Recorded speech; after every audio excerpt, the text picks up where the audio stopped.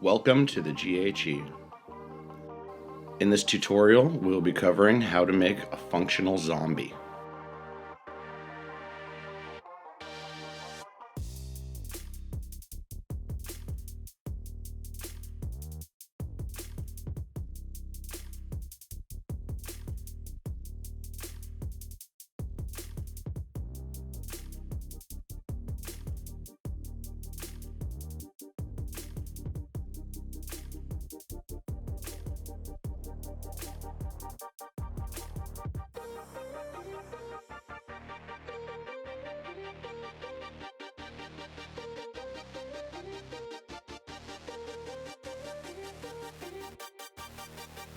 I'm going to start off just by prepping some color.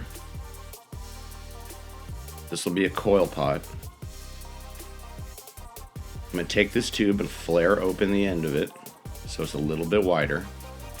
Just holding my reamer at a slight angle while I pull out.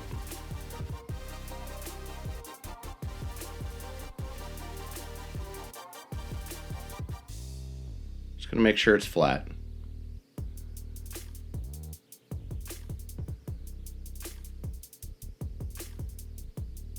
I'm going to grab a color rod and start by cleaning up the tip of it a little bit. Just pull it off.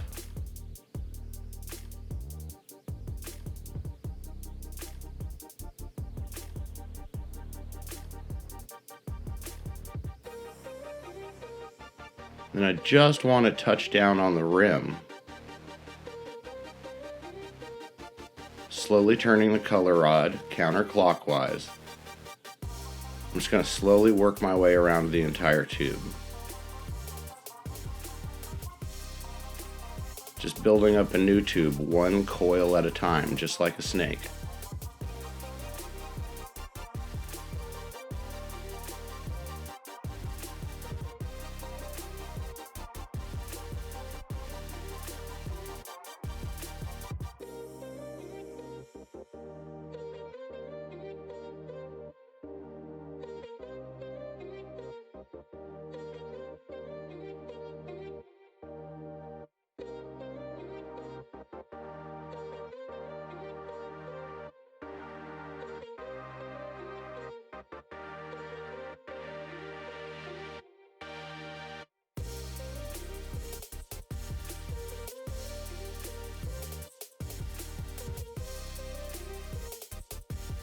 I'm just going to keep building this all the way to the end using up my entire color rod. My handle's getting a little bit short, so I'm going to go ahead and add one to the end.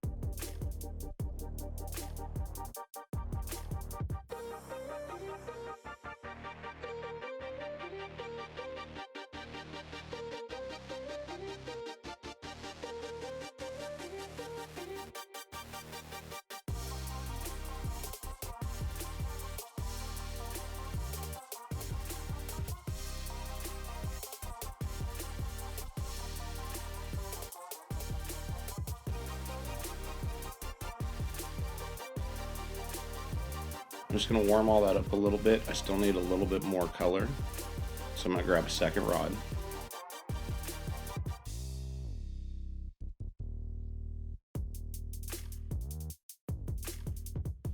Same as before, I'm just going to clean up that tip.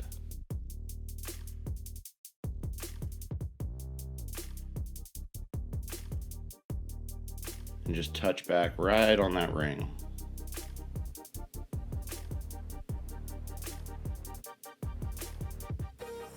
And just continue coiling.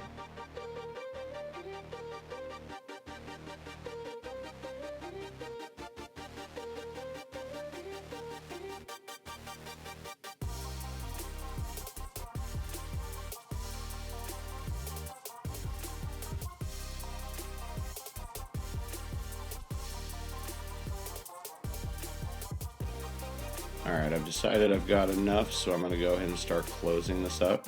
Just slightly changing my angle, coiling to the middle.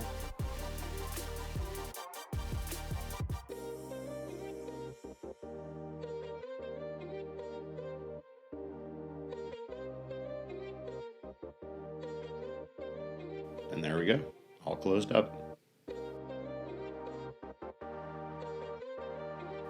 Just going to push that tip in just a little bit. And I'll start getting the whole thing warm. I've got to blow this out so it's even now.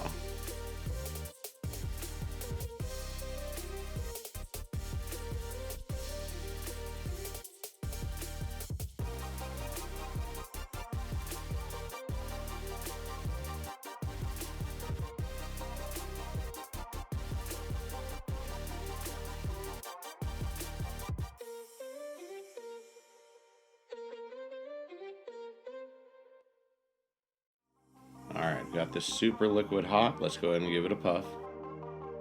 So start to even out all the glass. I'm going to do this a couple times before the glass is actually truly evened out. So just get it hot again, melt it back down, making it thicker,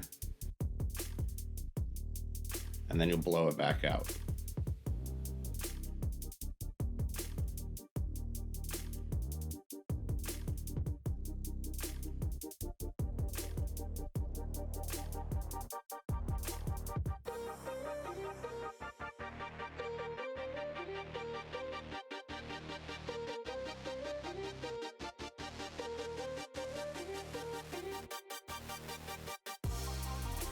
And there we go, nice and liquid hot again.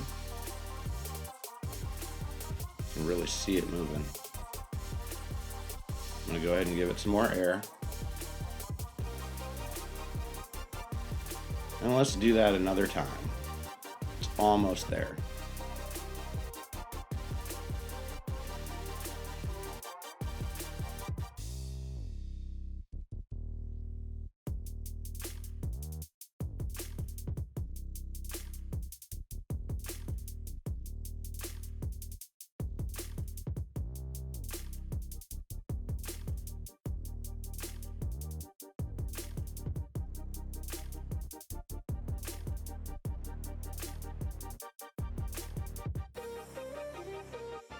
Alright, that looks like a happy wall thickness. Now I'm just going to melt it down a little bit, just to make sure it's a happy thickness to work with.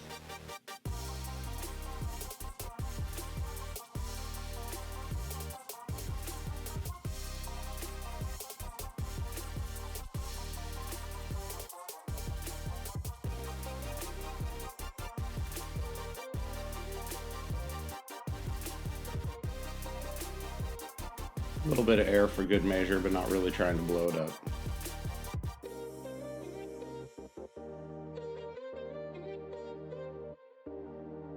Now I'm going to go ahead and pop a hole in the tip. We've really only balanced the glass out on one side of this tube, so I need to put a handle on the other side of this tube and transfer it so that we can begin to work on the other end that's not fully melted together.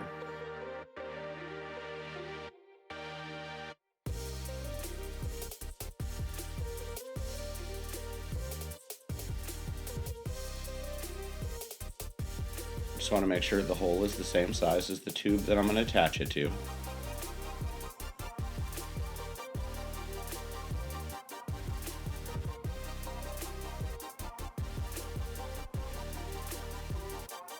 I'm going to get both rings hot, put them together in the flame to give myself a nice liquid seal.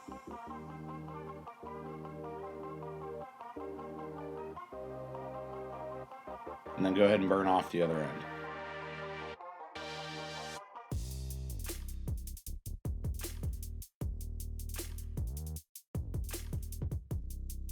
All right. Now we need to get this clear out of the way. So let's go ahead and get the tip of this real hot.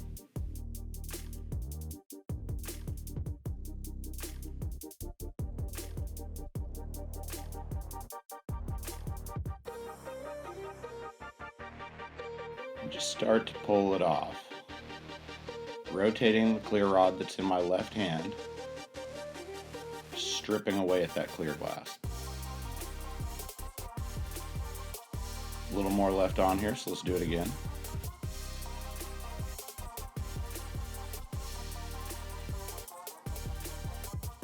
Just make sure there's no clear left in the tip.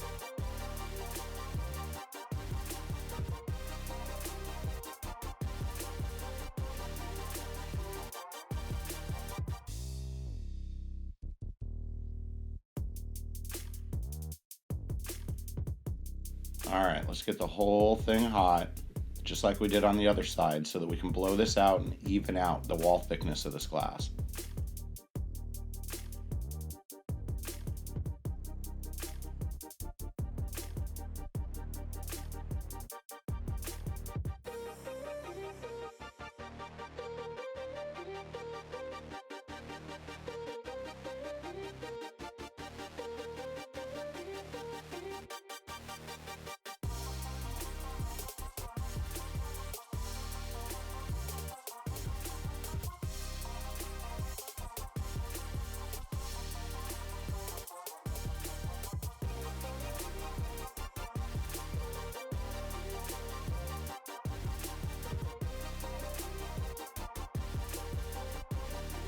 Let's do that a couple times, just like we did on the other side.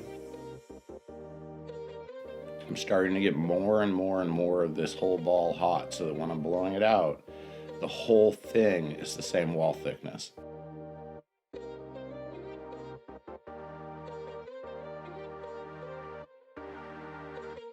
You see it's got a nice even temperature going.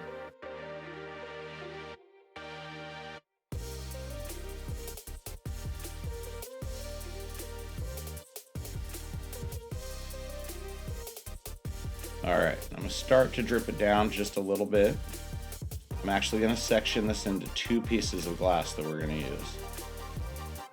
So I need to pop a hole on the end and put a handle back on it.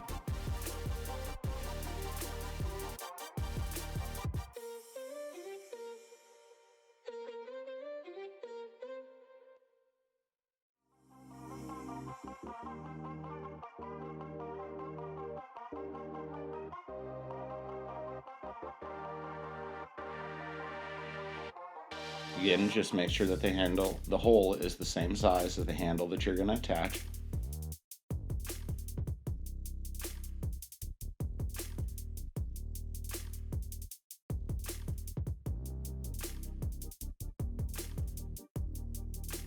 Get the 2 liquid hot and stick them together.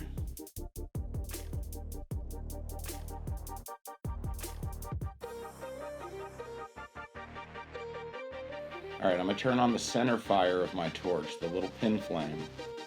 That way I can direct heat right into the middle of this.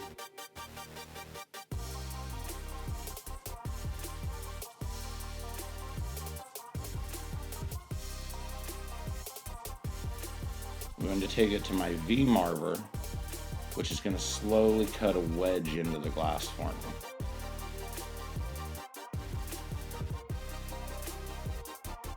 I usually do this step 2, maybe 3 times.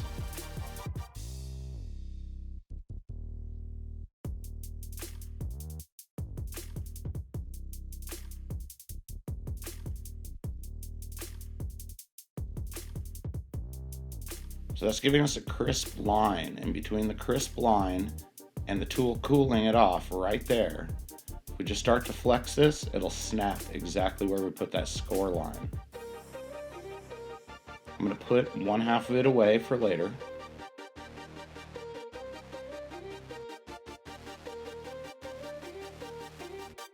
And let's start shaping this into the body of our zombie.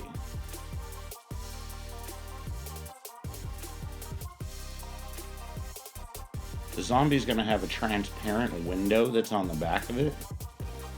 So I need to prepare this piece of tubing to accept that window. So I want to make sure that this whole piece is evened out, especially that tip where we were just messing with it. I'm going to make the whole thing a little more round.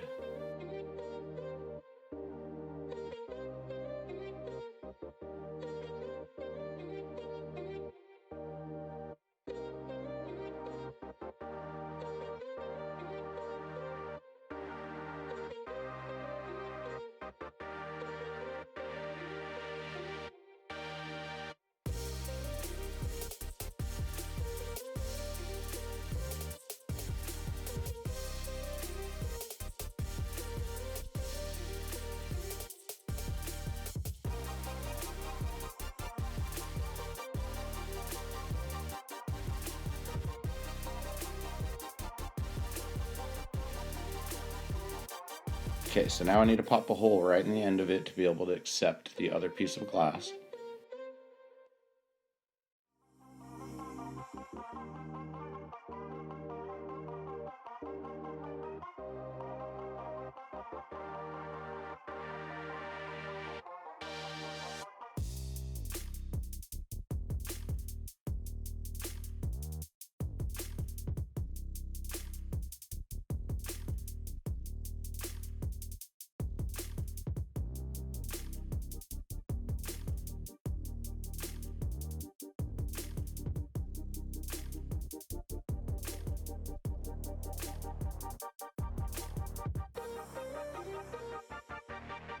And again, just make sure that this hole is going to match up to the other piece we still have to make.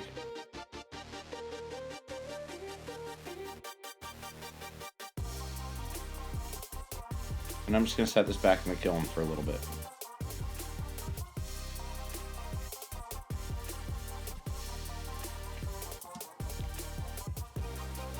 Okay, so I need a stringer that I'm going to use in just a little bit. This is a slightly lighter color gray than the first one that I used. I'm going to get the ends of both of these rods hot so that I can stick them together. I just want to put this on a handle so it's a little longer.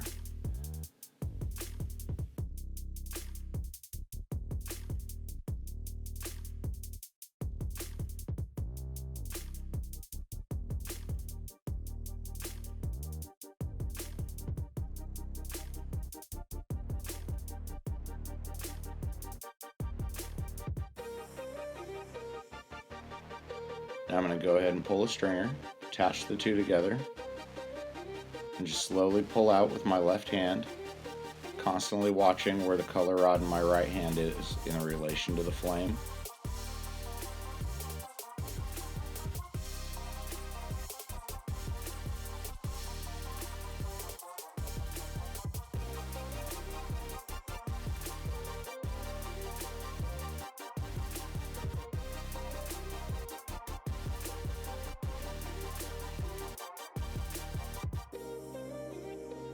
Alright, that should be plenty enough for this project.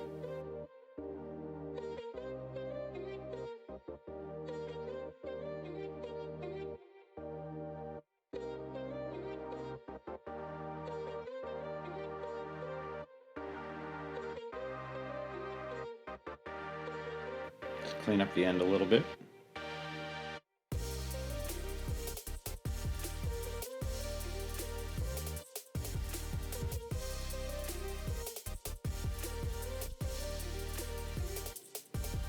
Okay, now I need a section of colored tubing for the back window. Instead of doing a coil pot on this one, I'm going to do a blow through. So I'm going to heat up the tip of this. I just want to make sure that that tube is thick on the end.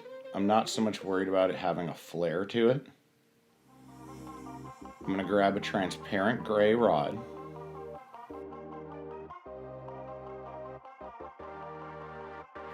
I'll clean up the end just a little bit.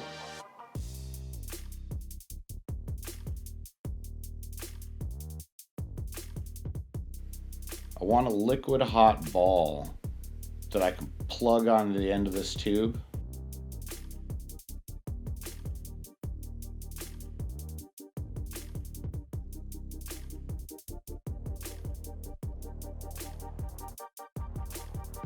So it needs to be big enough to be able to plug the whole end of the tube.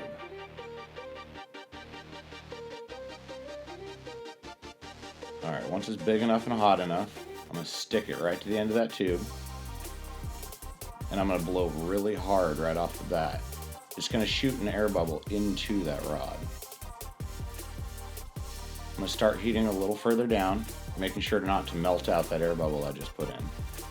But gathering up the glass, making it thicker on the tip.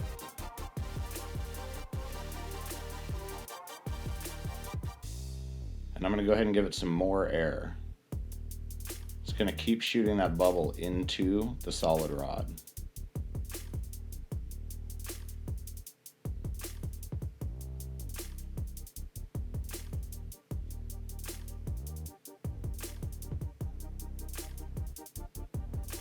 So back to just heating up that tip. working up a nice hot ball of glass, and then blow again.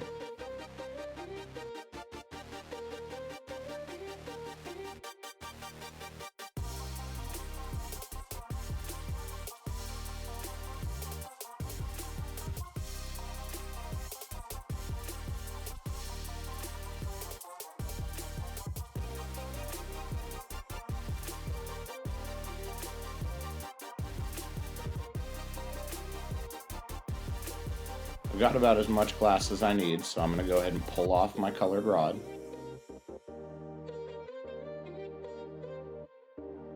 Okay, so now the bubble that we're left with is completely uneven, just like with the coil pot. So I'm just going to heat and blow this up a couple times like the coil pot in order to get all the glass balanced back out.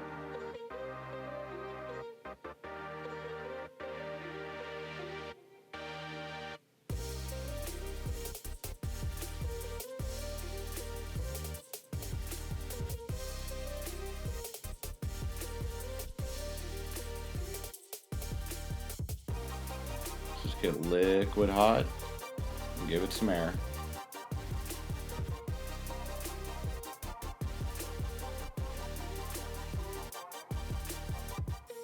Just going to do that a couple times.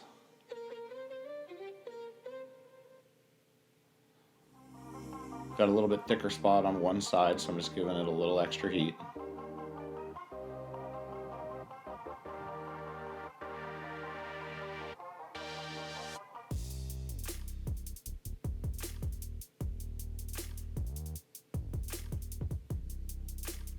There we go. Now it's starting to even itself out.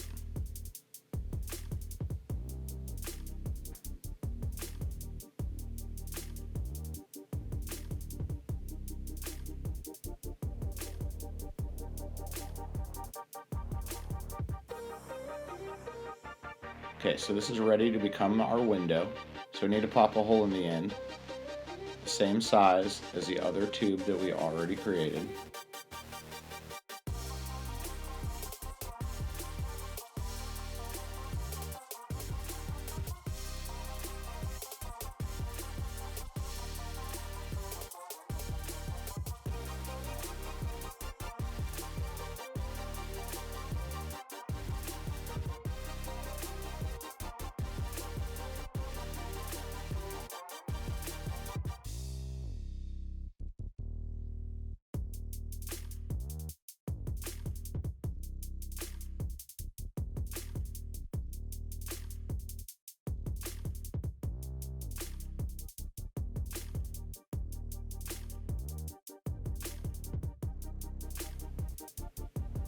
Alright, so I switched tubes because I want to be able to put a lip wrap on this piece.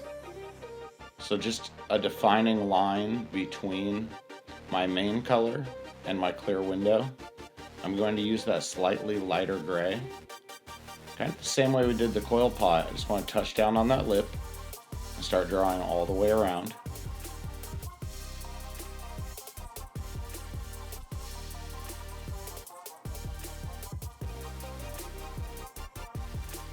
I'm going to go ahead and go around twice. That's just going to really make sure that all the glass here is even. I don't have thick spots and thin spots. And pull off where you first connected. I just want to melt this in and smooth it out.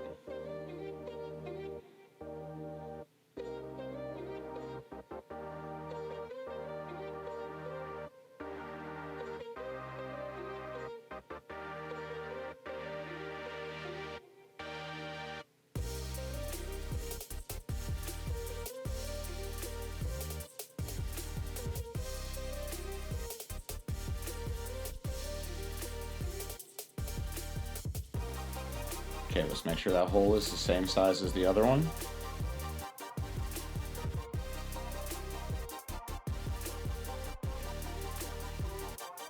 Now I'm going to grab that other piece of tubing so that we can put the two together.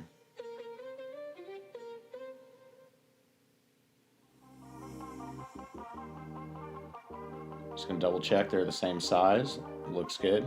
Start getting both of them hot.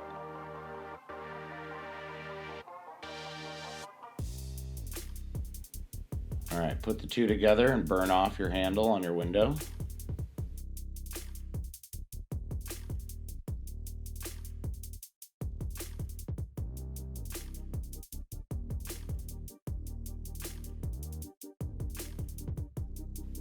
So it's got that little bit of clear glass on the end of it that we're going to want to go ahead and clean off.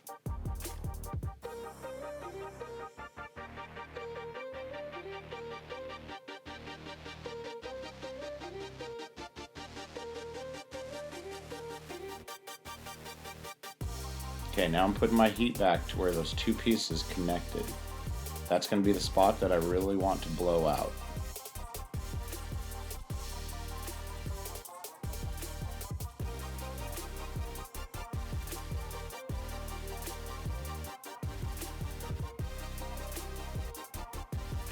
I just keep slightly changing the angle of my piece so that I'm hitting different parts.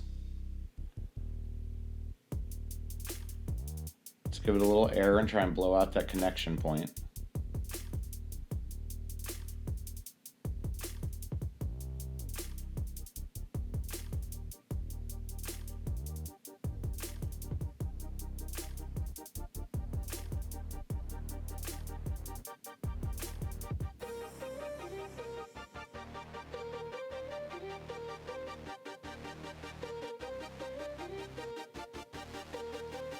Okay, let's do that again.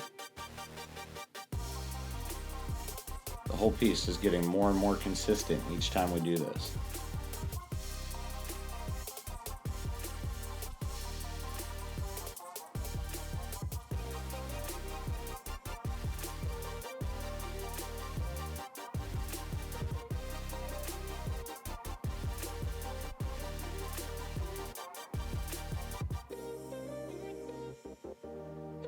Okay, so I'll actually be switching the axis on this piece. So I want to get the whole thing to as round as I can.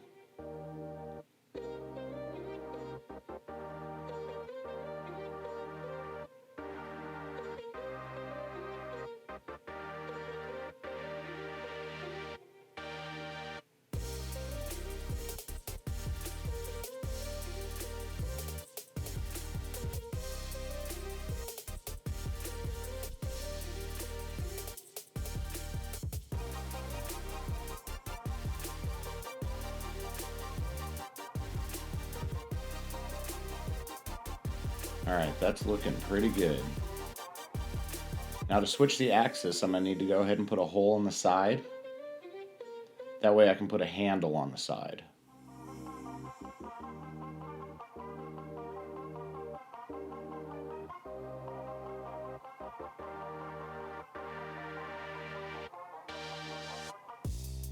Blow that hole out a little bit bigger. Make sure that it's the right size to accept the handle.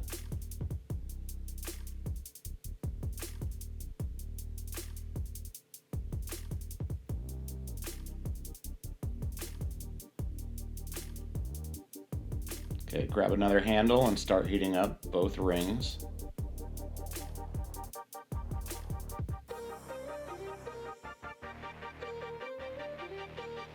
And just stick them together. I really want to make sure that this is straight, so I'm just going to check my angles.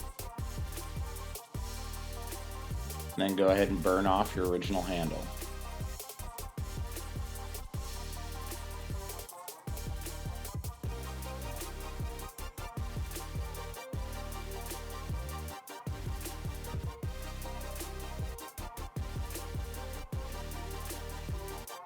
Go ahead and clean up that clear glass that's left over. Making sure that I'm heating it evenly from both sides.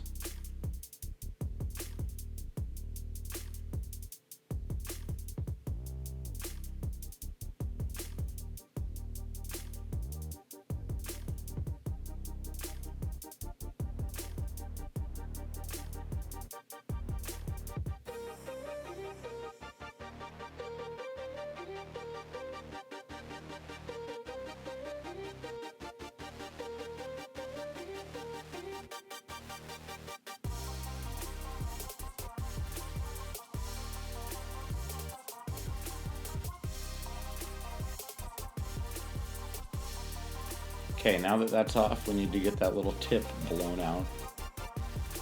So I just want to make sure it's a little bit hotter than the rest of the piece.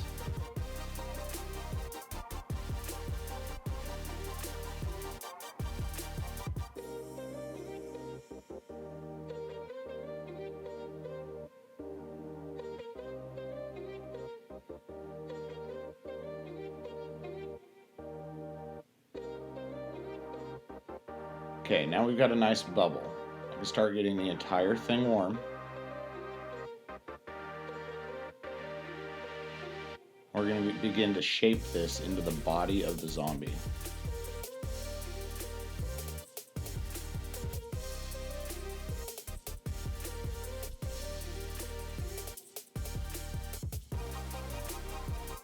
I'm primarily using gravity and heat placement to create the shape that I want. Kind of an elongated egg shape.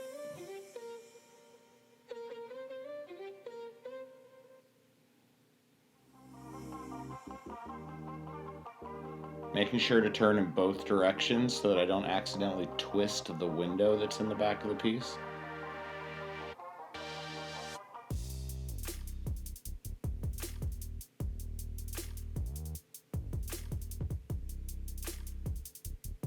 Okay, so now that I'm happy with the actual bottom of it, I'm going to switch directions with my handles.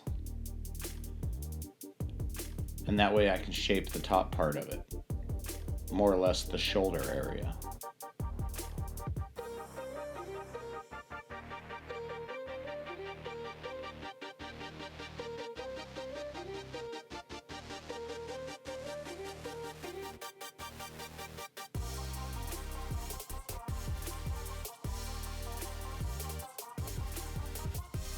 Very careful not to distort my window as I open up this hole.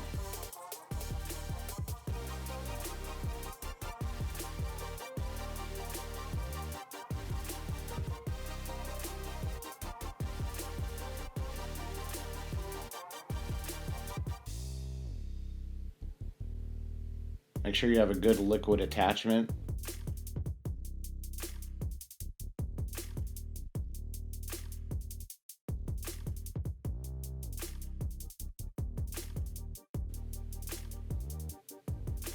Pull off your other tube.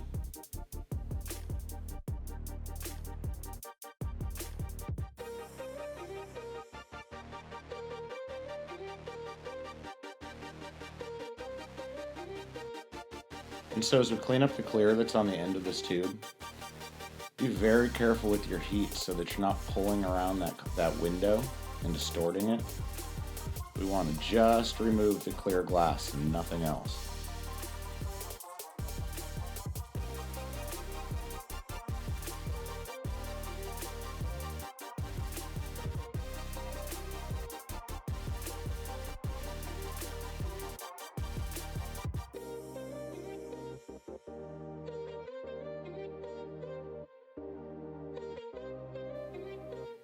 Alright, I'm happy with that. All the clear is out of it.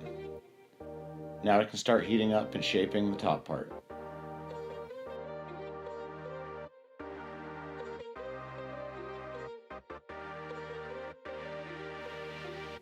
Again, using gravity to pull the glass. I'm also primarily heating the opaque color because the transparent is heating up faster. So in order to make it so it's a balanced temperature for dripping and for blowing, I just want to put a little extra heat into that opaque.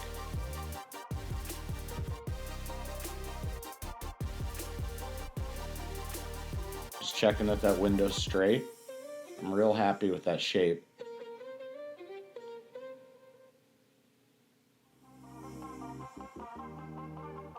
Alright, a little bit of sculpting just to kind of outline things. This is going to separate the belly from the chest.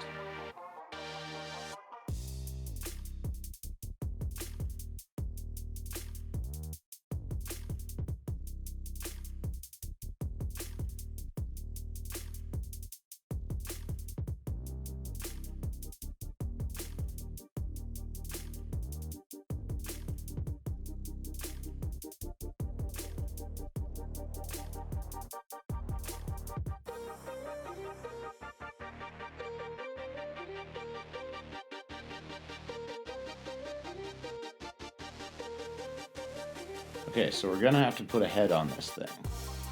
The head is gonna be made separately out of the other piece of gray that is still in the kiln. But I need a hole where the two of them will attach. So this is technically the neck. So I'm gonna heat up just the side and pop a hole.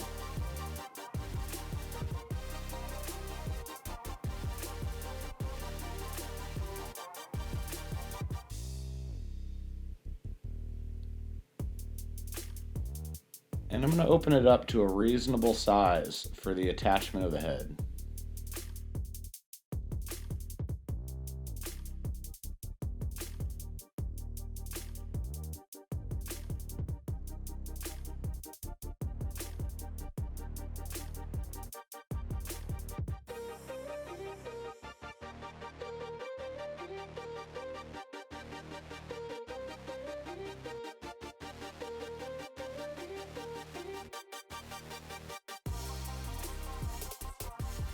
Okay, looks like a good start to our body.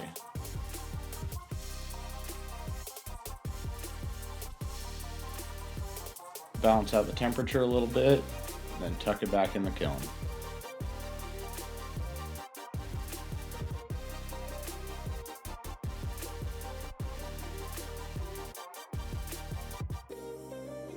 Okay, so I'm just going to tuck away the body and grab the piece of tubing to make the head.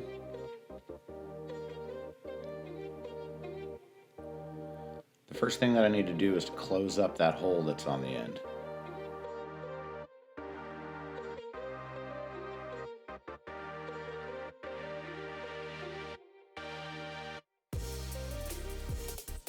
I'm going to use my marver and just gently push it down.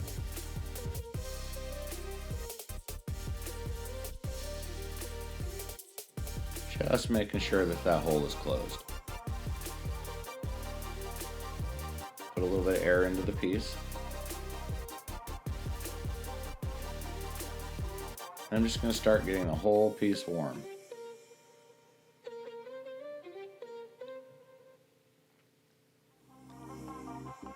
I want the head to be longer than this, so I'm going to start to use gravity to pull out the length.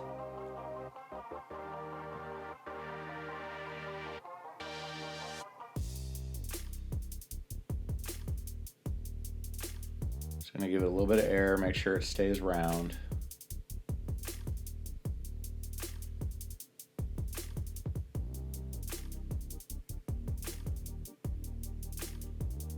So this is the basic shape of the head. I want to attach this to the body before I do any of the detail work on it. That way I'm less likely to melt out the detail as I melt together the two pieces of tubing.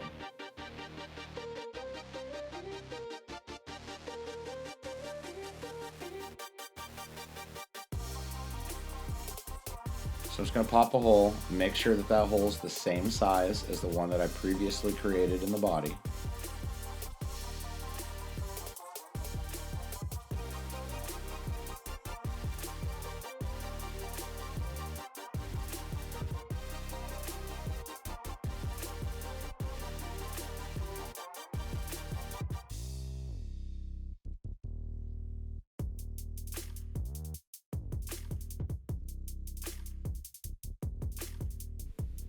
Okay, I'm going to go grab the body.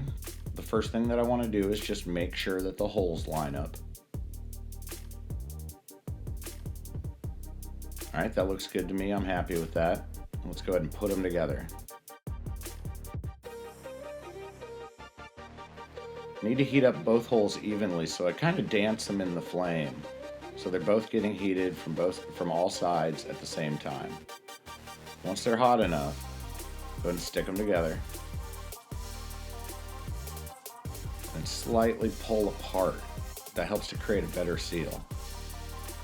Oh, I missed a spot. So if I do this really quickly, the glass still has memory where that ring was, that it was super hot, and it'll push back together real nicely. If you wait until later on, it can become a major headache to fix something like that. Okay, I'm happy with where the head positioning is. But in order to go in on the middle of this piece and really liquefy it, the seal, the way that I want to, I need to be able to put a brace on this first so that the piece isn't flopping around while I heat up the neck. So I'm going to grab a clear rod. I'm going to start by attaching it to my tube. You want to be careful to only heat up one side of the tube. You start heating up the whole thing, the whole piece will start moving around on you. Just stick the two together. Then wherever I want this brace to bend, I'm just going to start heating up that pivot point. Bring it up and around. And then do the same thing for the top portion.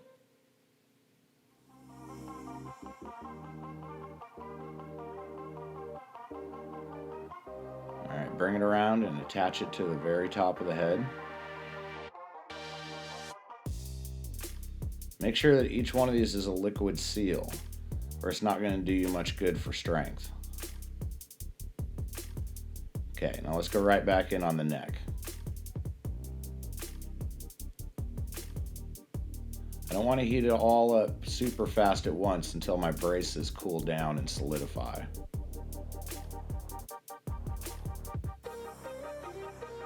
Okay, I'm going to go in and start spot heating the back of the neck. Right now I have my center fire on my torch running, as well as the outside rings. Just pushing heat into the specific spot that I want it to.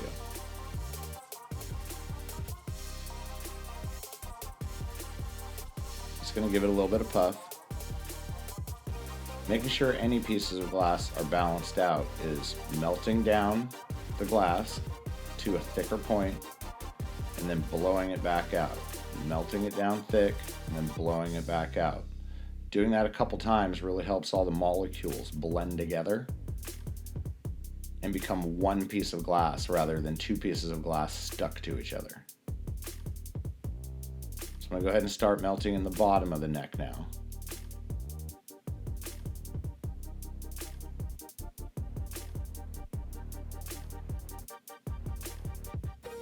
Still going to give this one a little bit of air, but I want to be careful. I don't want to blow out my chin too much.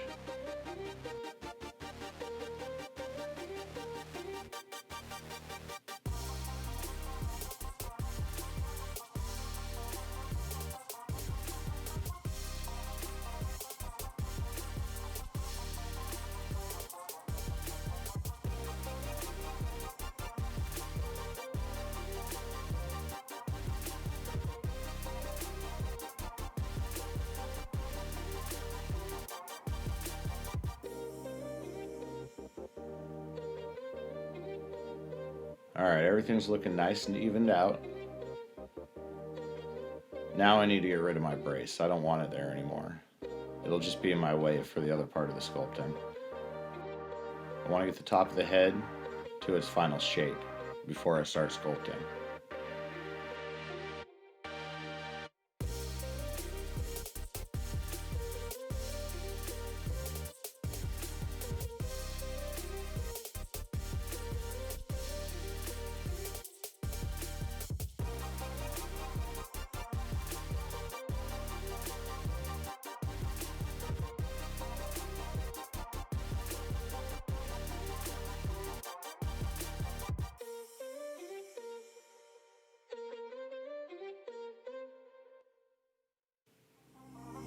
Alright, let's go ahead and pull off that residual clear from my handle.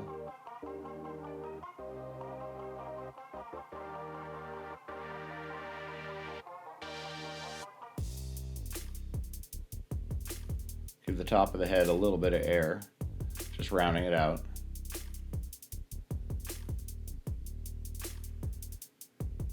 I'm really going to start heating up the whole top of the head to start bringing it into the shape that I want it to be.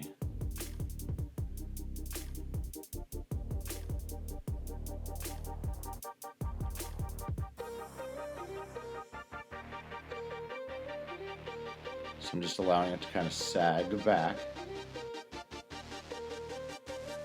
And do that a couple times till I get it to the shape that I want.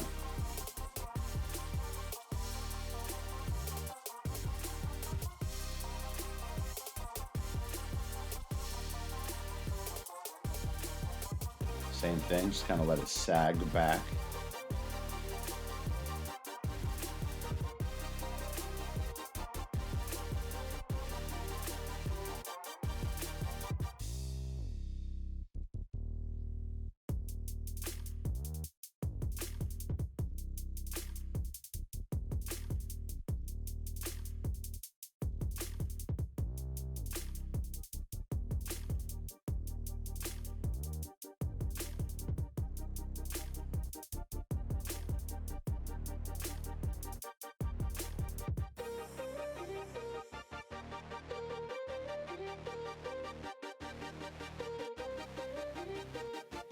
think I'm happy with this.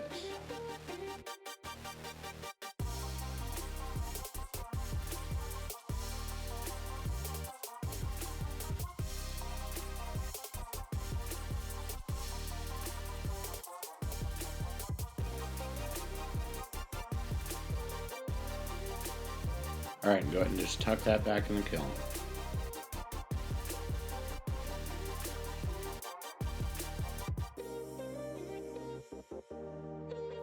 While I wait for the body to balance out in temperature inside the kiln, I'm going to go ahead and start making one of the hands. I'm going to grab the same gray rod that I used for the body. Just going to clean up the tip of it a little bit. Add a handle to the end.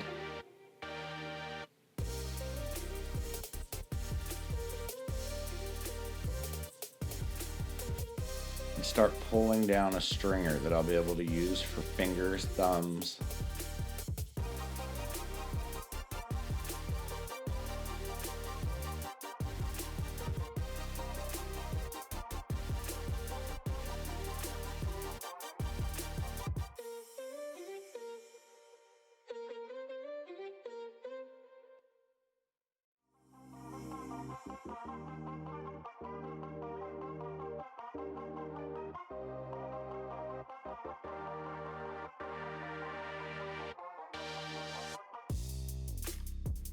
All right, that should be enough.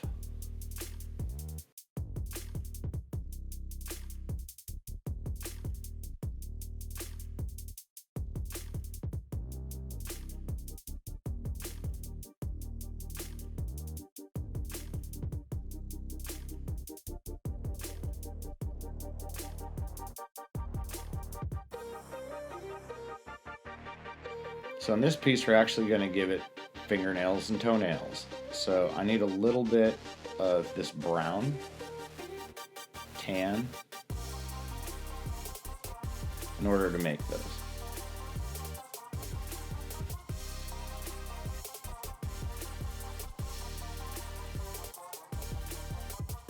So same thing, I just need a little bit of a stringer.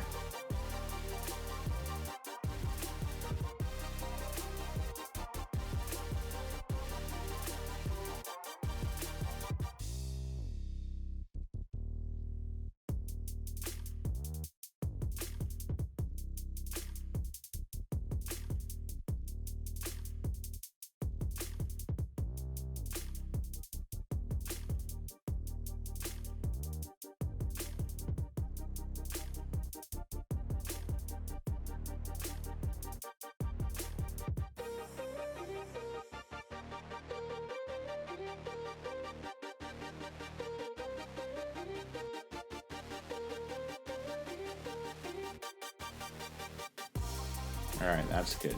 Go ahead and let it solidify. Just pull off my end.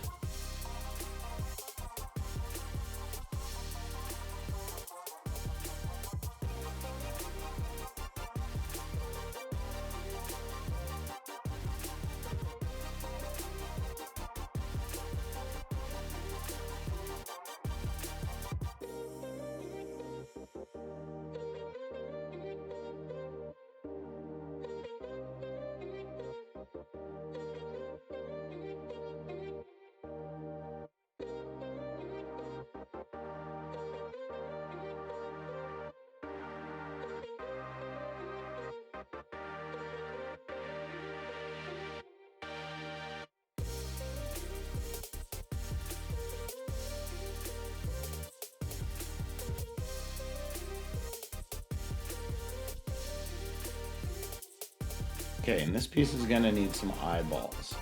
So I'm gonna take a piece of white.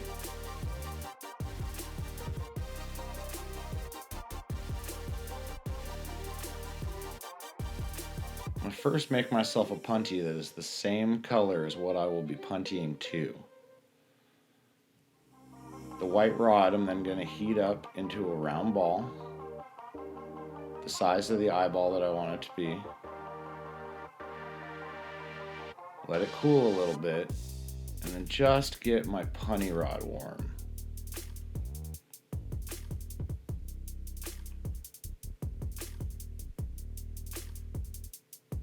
Go ahead and burn off the back side. Just round out that little white ball.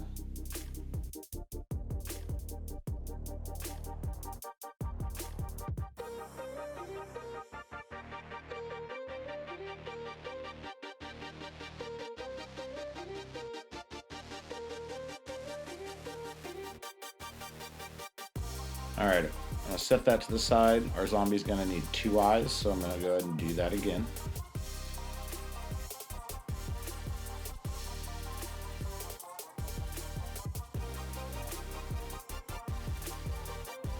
Same thing, making sure that my punty has a little bit of white on it.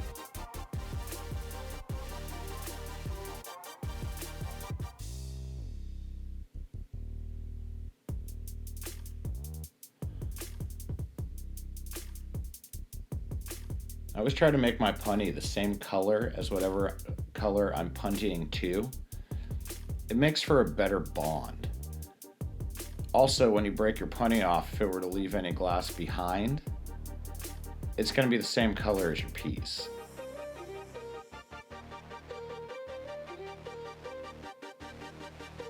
Okay, so make that ball and then just let it cool off a little bit.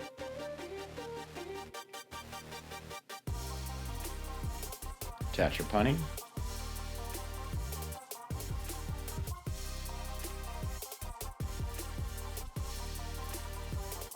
And pull off the other side.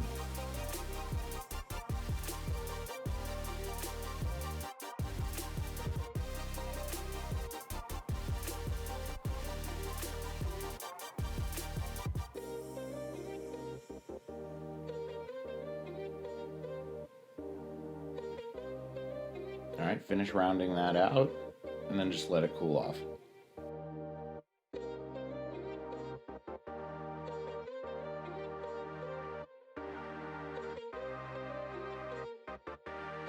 Okay, both these are so small, neither of them is going to crack.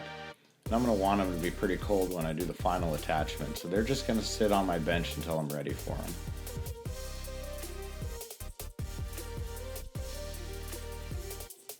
Alright, I grabbed a white stringer from a previous project, just clean up the tip so it's ready for making some teeth later on. I'll go ahead and grab the body out of the kiln.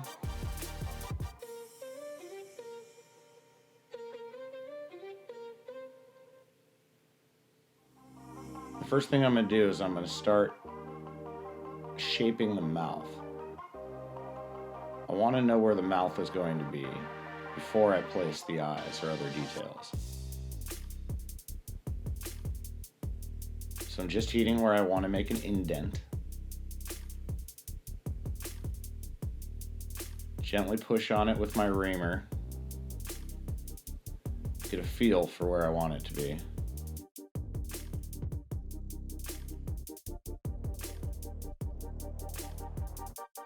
Okay, so I start getting more and more forceful, forcing the whole thing into shape.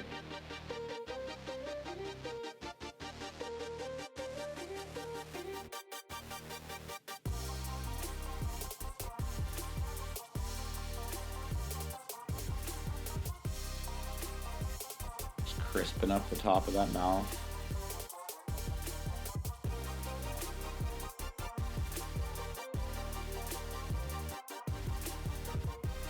And go back to the bottom. Make sure it's nice and crisp.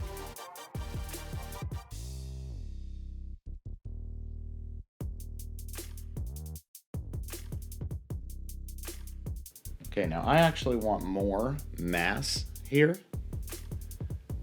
So I'm gonna go ahead and grab my rod and start drawing around the rim of the mouth.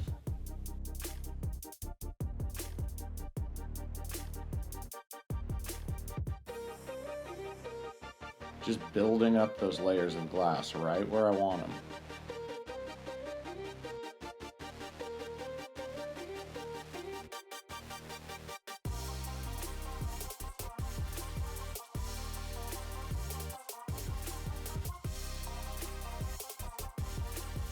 Okay, that's looking like enough glass. So now I've got to get it all melted in.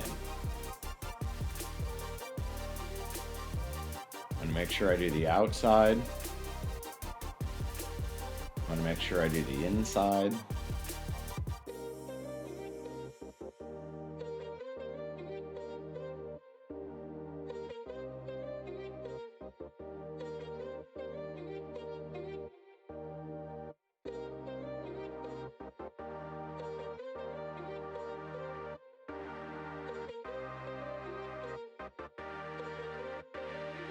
Get all the way up at those cheeks.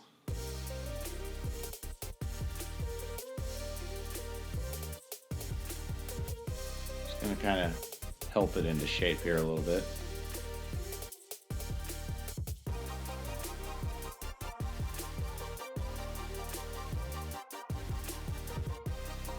If your glass isn't completely smooth and it looks like it has seams in it, then everything's not fully melted together. And you run the risk of your piece cracking later on.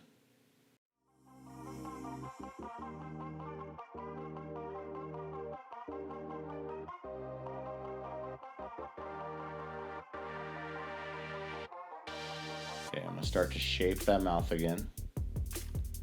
Bring it into its final positions.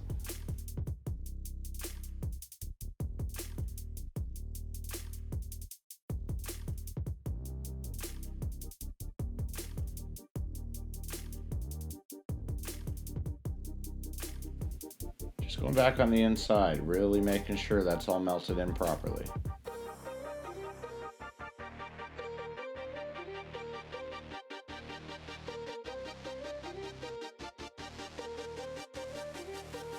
Get those corners.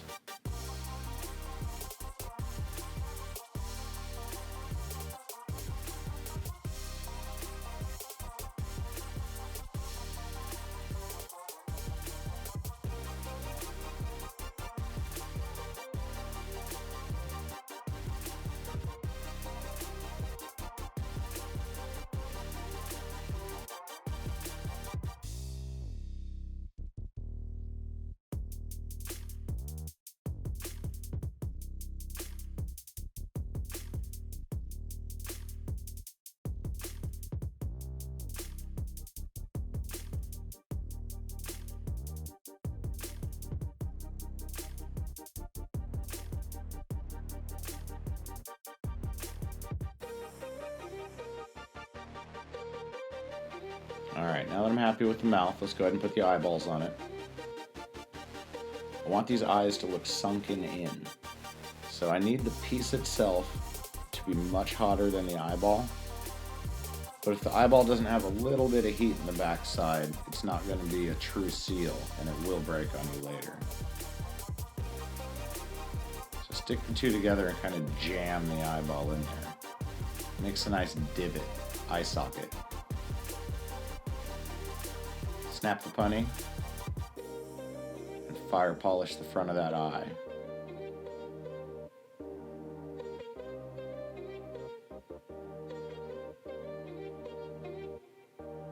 Alright, let's go ahead and put the other one on. Same thing, the piece needs to be hotter than the eyeball. Well, let's just make sure we got some heat in the bottom of it. It's looking like it's getting a little cold. Alright, back to the eye.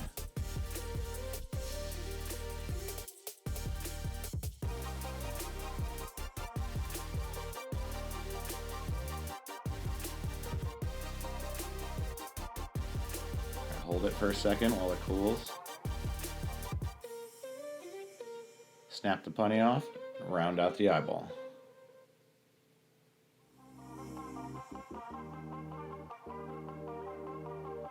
Alright, let's put some heat back into the whole head.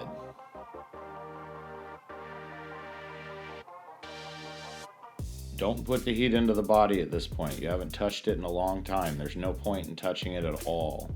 Just keep working on the head. We don't want to thermal shock the body.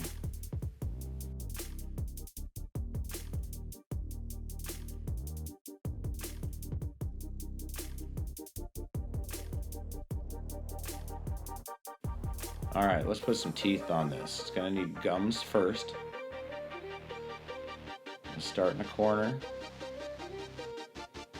and just draw a line across. want it a little thicker, so I'm going to go back and forth a time or two. And just like everything else, make sure this is really melted in well. You don't want to lose all your detail, but you've got to melt from the front and from the back.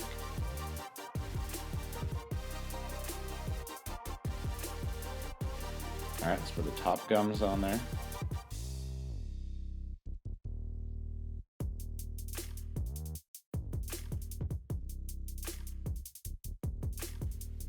Melt it all real well.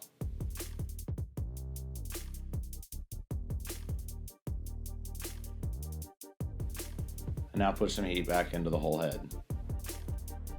Every once in a while, you just got to go back in and put some heat back into the whole area that you're working on. Not liquid hot, but hot.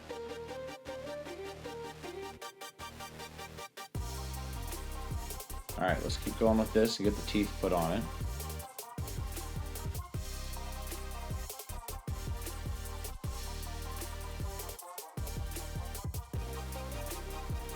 Same thing as the gums, I'm just going to draw a line back and forth until I've built up enough mass that I'm happy with.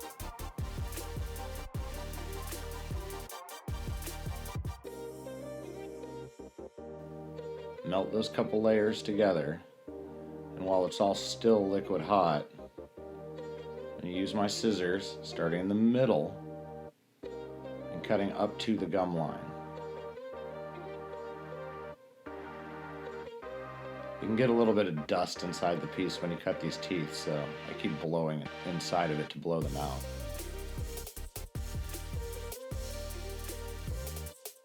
I'm going to move that tooth over a little bit before I cut it.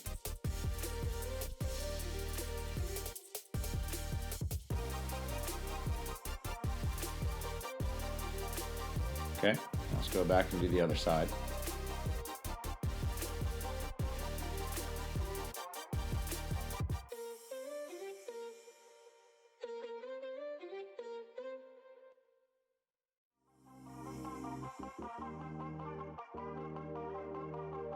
Alright, I'm going to give them just a little bit of shaping.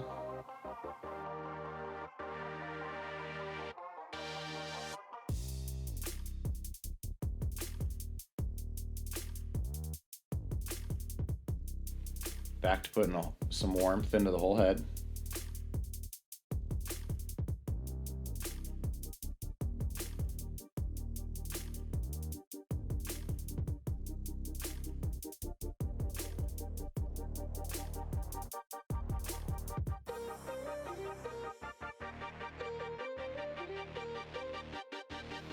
Okay, before I put the bottom row of teeth in, I want to sneak a tongue behind this. So I'm going to go ahead and drop it in now. Heat up a little bit of pink and make a dot in the back of the mouth.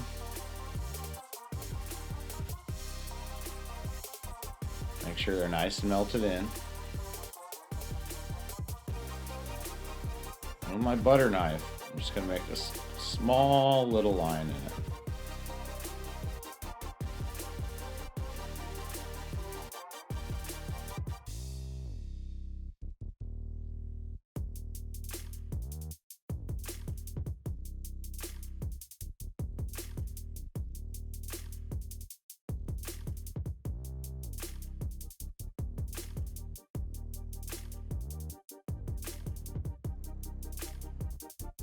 Okay, let's put in that bottom row of teeth.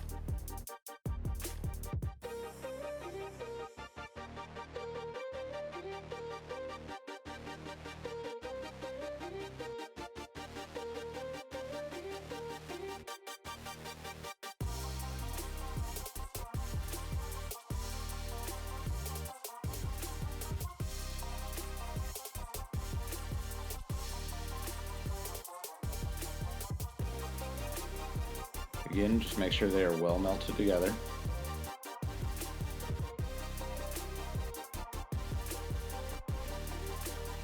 Once they are, grab your scissors and start cutting them apart.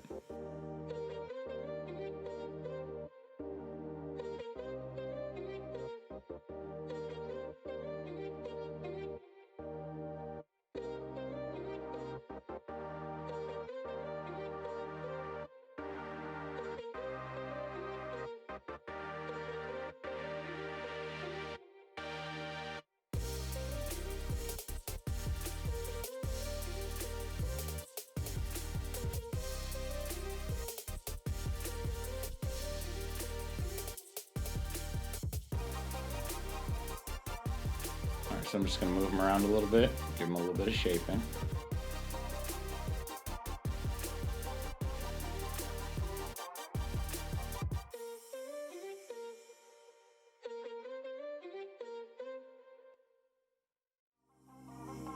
Okay, now we've got all that added detail.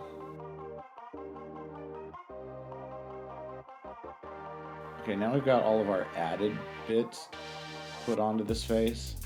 Now it's time to sculpt it.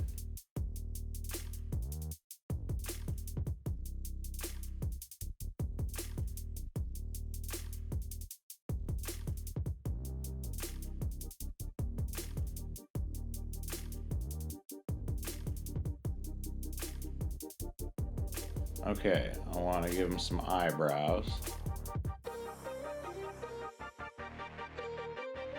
So I'm just going to add some glass above each eye. Careful not to touch the actual eye.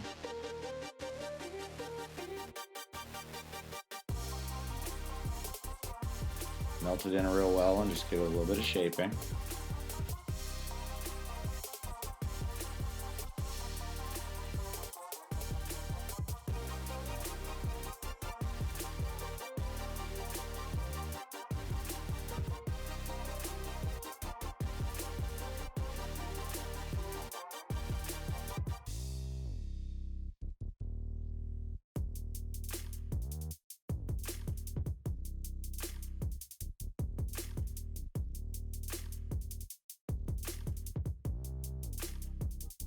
Alright, I'm going to put that other eyelid on it.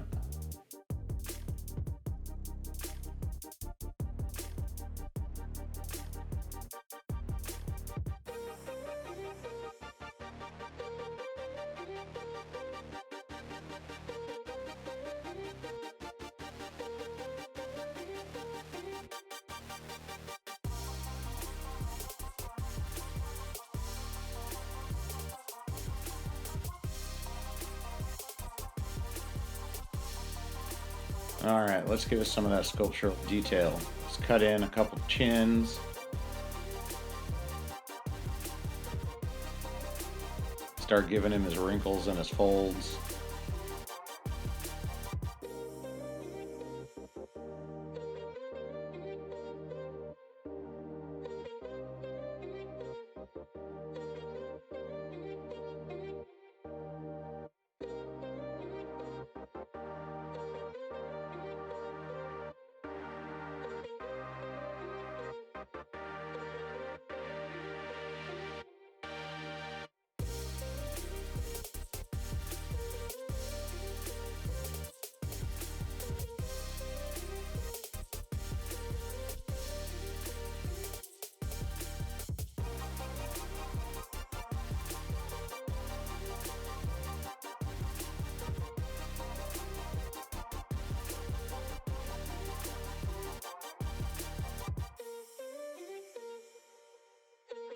And give him two little nostrils.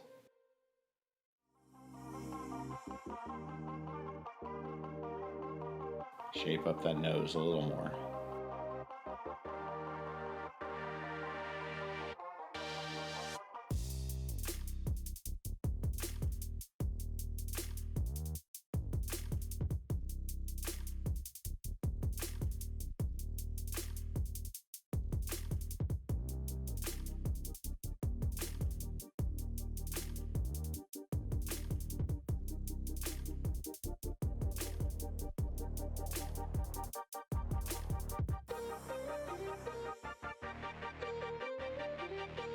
Alright, so I don't want to sculpt too much of the very top of the head because I'm going to have to pop a hole up there in order to put the mouthpiece. So I'm just kind of doing what's in front of it, what's behind it. A couple of wrinkles by the eyes.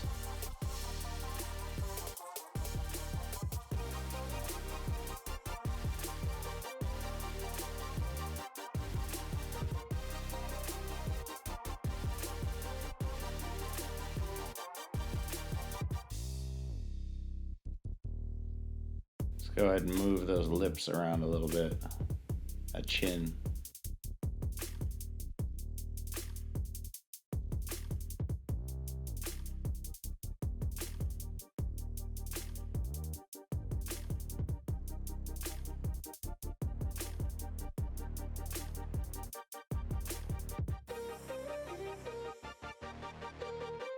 There you go, now he looks like he's screaming.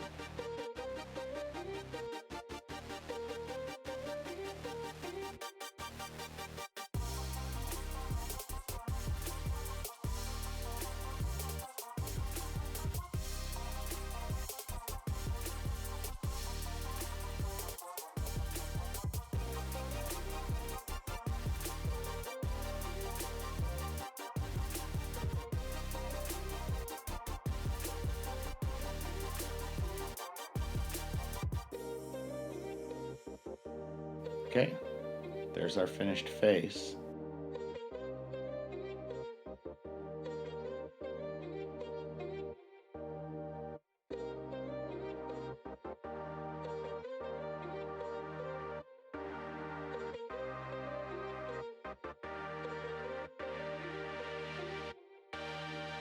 Now I'm going to go ahead and get this rod ready. We're going to put some ears on it.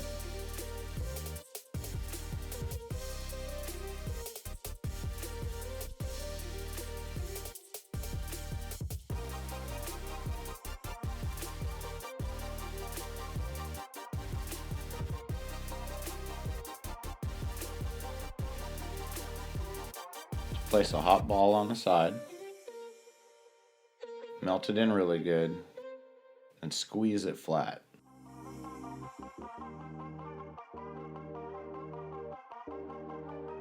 And I'm just going to cut in a little line in the front of it. It's also going to draw down the ear, give it a little bit of shape.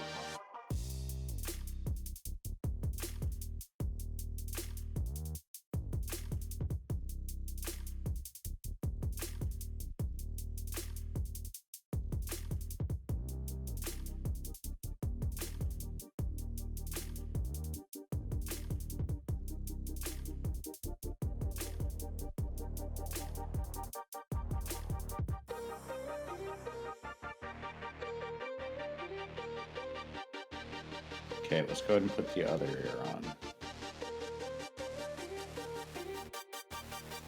Constantly checking to make sure the two are lined up. Same thing, squeeze it flat.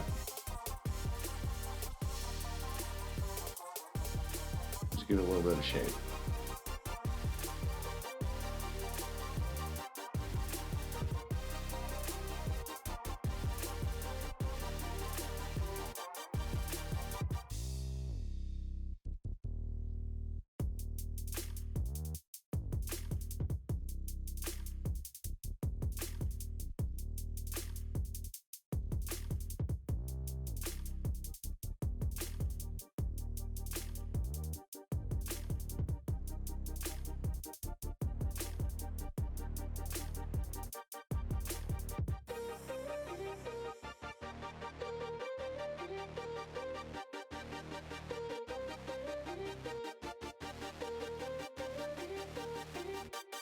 Alright, let's give him some warts. I'm going to use that lighter gray so I have a nice contrast.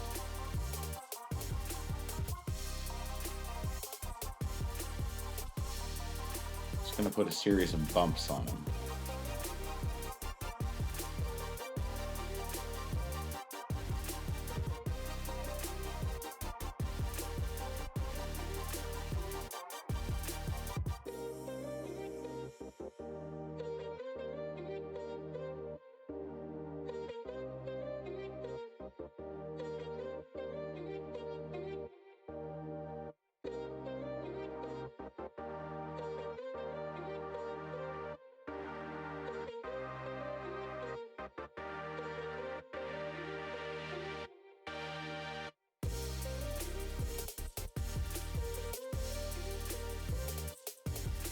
Okay, now that we've already got this heat up in the top of the head, I need to put shoulders on this to be able to attach the arms. So I put a little bit of heat into where I want the shoulders to be. And I heat up that same color gray that the body is.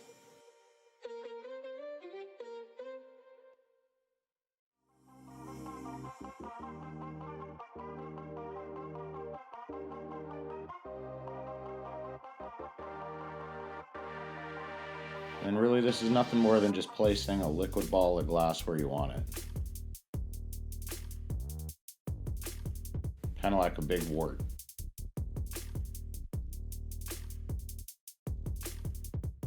That just gives us a really good attachment point for later on when we go to put the arms on.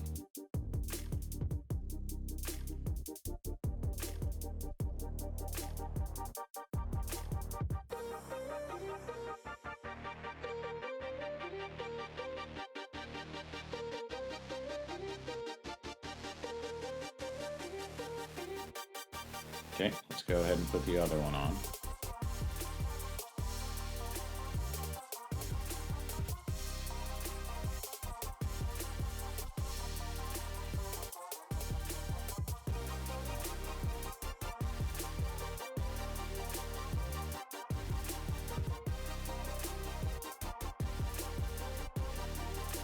Okay, I just want to make sure everything's kind of a balanced temperature. It's about as much of it as I'm really going to be able to do on it until we switch directions. Okay, so now I'm going to go ahead and balance out the temperature in the head.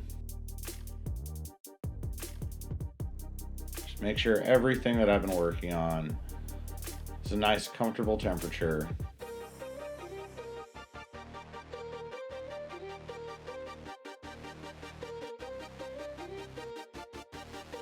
I'm going to switch directions with a handle. So the rest of my work will be done with the piece upside down.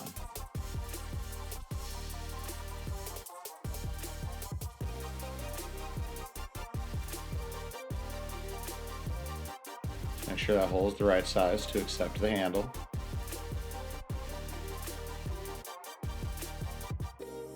Notice I'm still not putting heat into the body.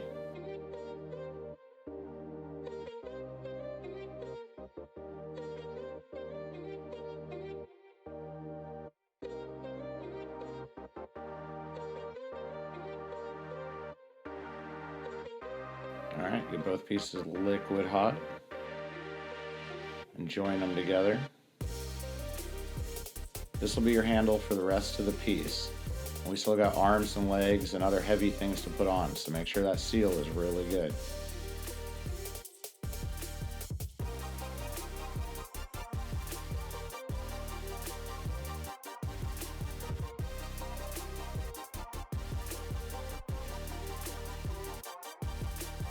I also want to make sure that my tube is straight to the piece, so I'm going to heat a little bit above the connection point and begin to bend that tube over. Still making sure it's nice and thick.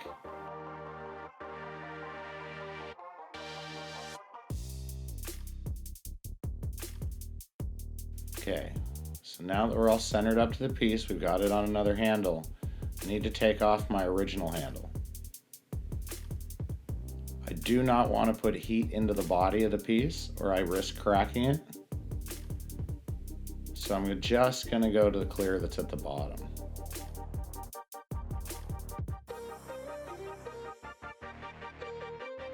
I'm not even going to pull off that clear right now. I'm going to put the piece back in the kiln. I'll deal with that clear later when I pull it back out. But let's let the whole thing get balanced out in temperature in here for a while. Okay, while that's heating up, I'm going to go ahead and start making the hands. I'm going to grab the same color rod that I used for the body.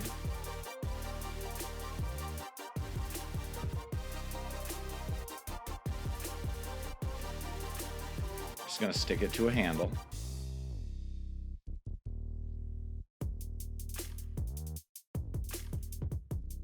And this guy doesn't have very big hands, so I'm just going to, about 1 inch down, start building up some mass, pushing the glass together, building up a little ball.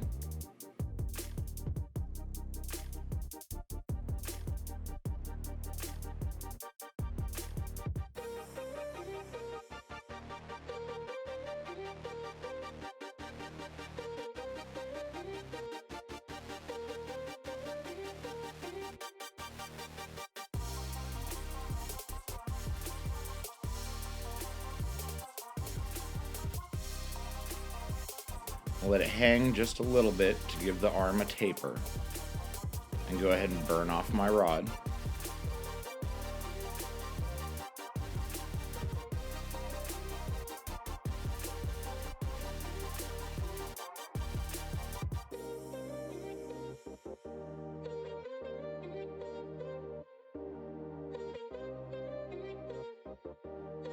going to pull off this little bit of scrap.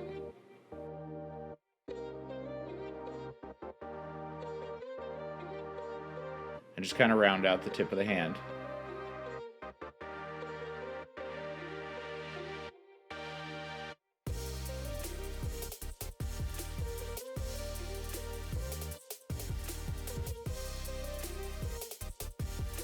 And I'm going to go ahead and press this flat. We're kind of at a slight angle.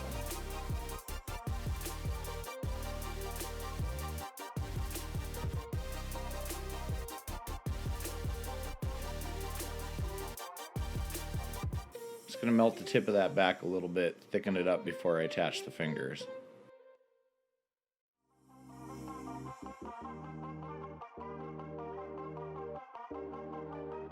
Okay, now we have the basic shape of our hand, and we can go ahead and put fingers on it.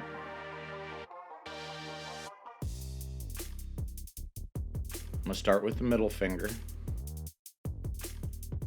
Make sure I've got a good seal. And I'm going to build this a knuckle at a time. So just one little ball.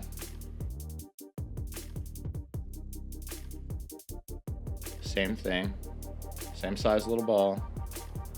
Make sure it's fully melted in.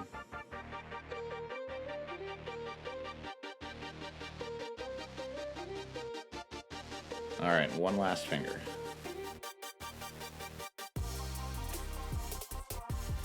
So I'm going to use a little bit more glass than I did for the fingers and put a thumb on this.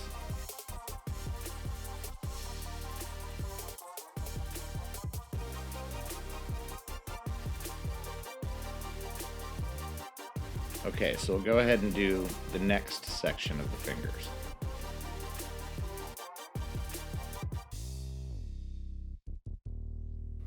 So we're just gonna finger has 3 pivot points, so we're just gonna make sure that we have all of those in place. That's 2.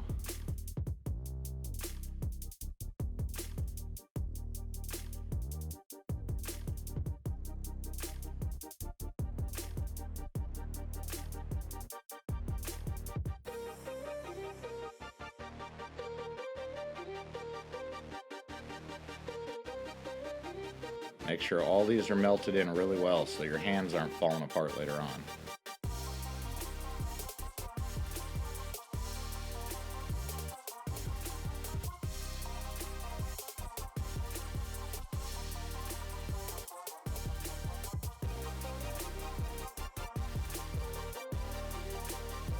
Okay, so the thumb's just going to get one more, but it's going to get a big one.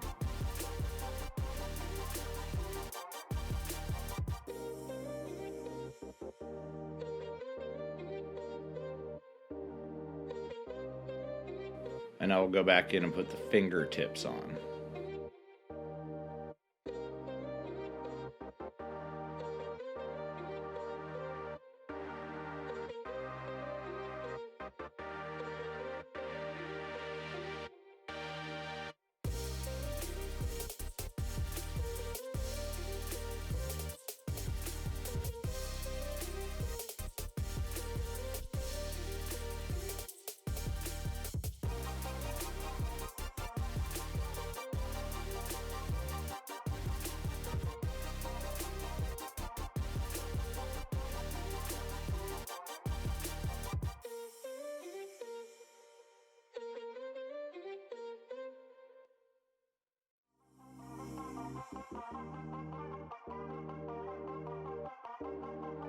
Okay, last finger.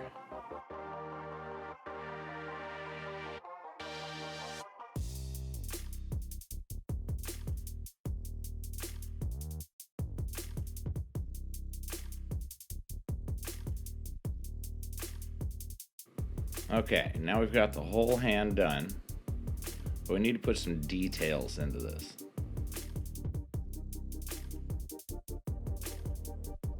Just gonna grab my butter knife, start carving some strategic detail.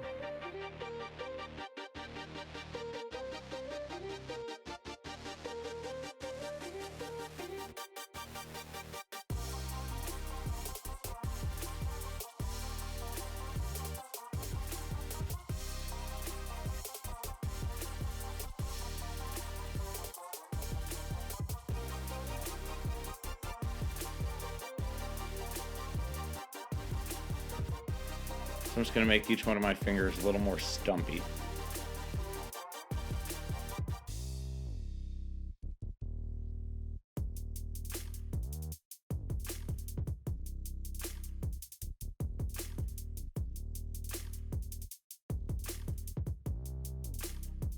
Okay, now each finger is going to have a fingernail, and I just want to press the top of the finger flat, giving it a good nail bed for me to be able to put that fingernail on.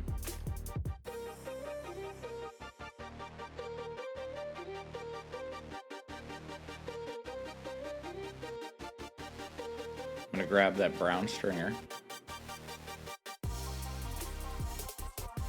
and just draw a little line.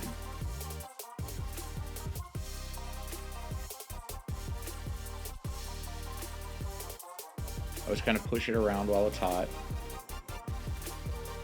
Push both sides in a little bit so it's not a round fingernail.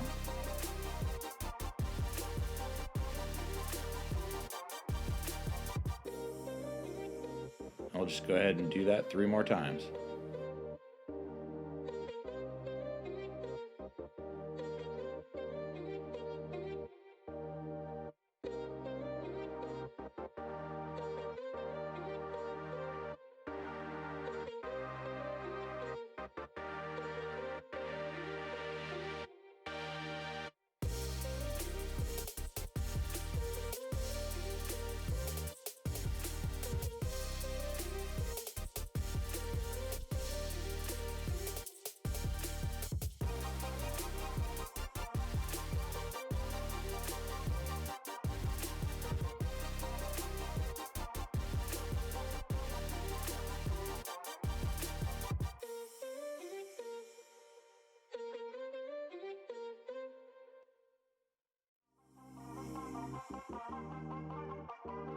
Alright, I'm just going to stump the end of these fingernails just a little bit.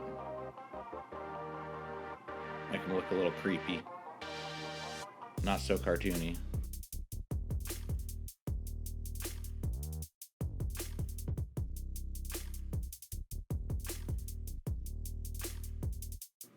Alright, so with our creepy fingers, I definitely feel like I need some more detail in the hand.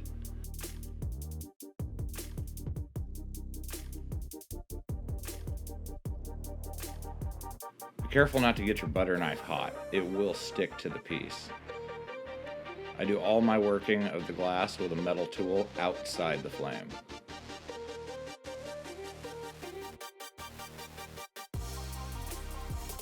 Go ahead and bend over those fingers a little bit, give it a little personality.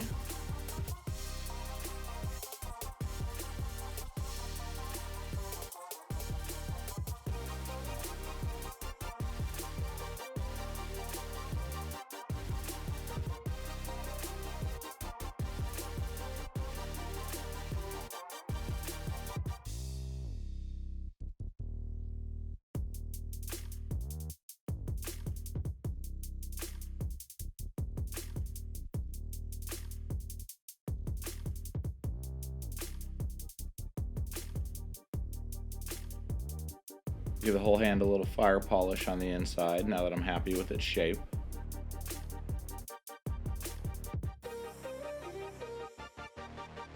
I'm going to add a few details into the back of the hand.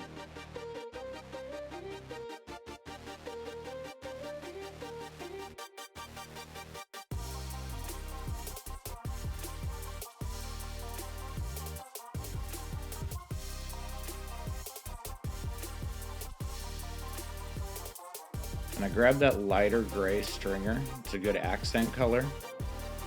Just gonna go ahead and put a couple moles on this, just like I did on his face.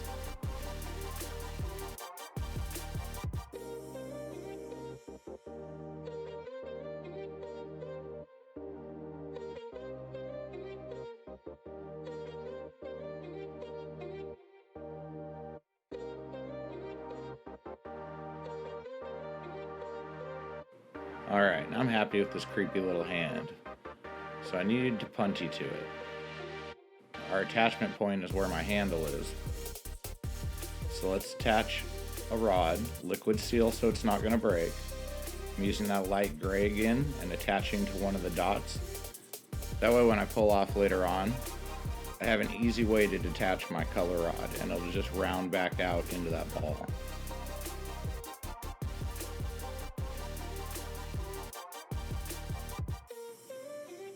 I'm going to go ahead and pull off the back side of my hand.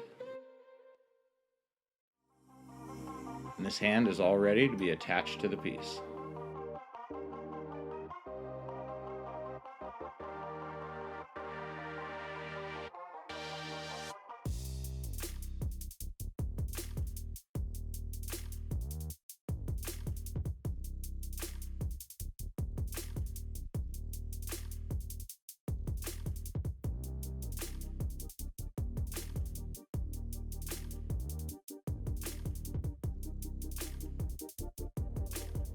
Okay, I'm going to go ahead and pull the body back out.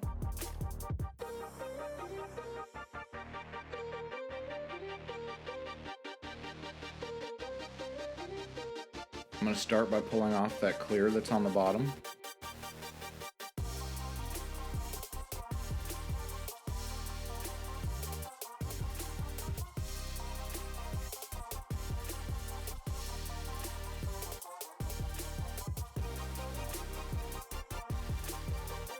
Yet again, be careful while doing this. You don't want to stretch that window at all.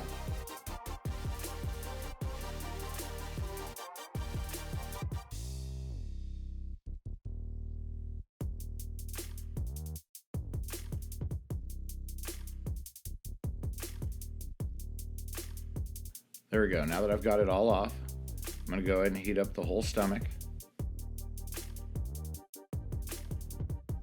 I just want to blow it a little bit, get it into its final shape before I start putting arms and legs on this.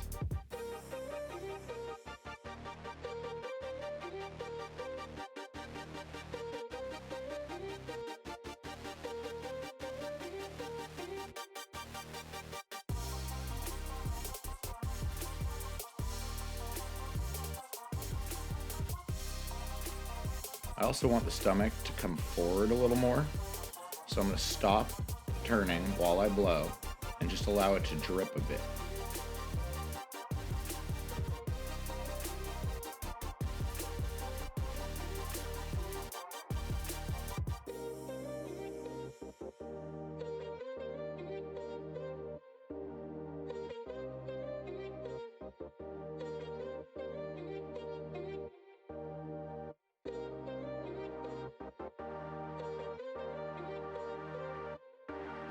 Checking to see where that body lies. I'm pretty happy with it, but I want to give it a little more of an angle.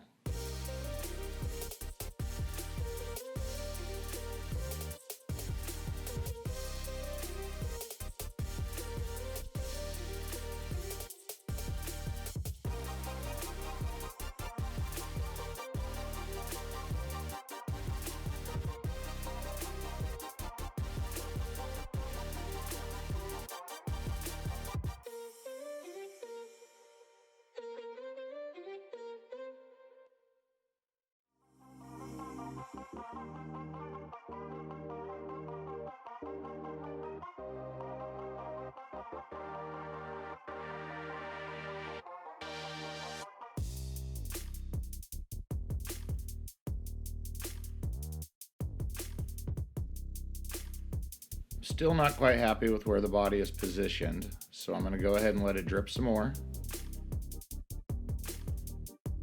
Let it squat a little bit.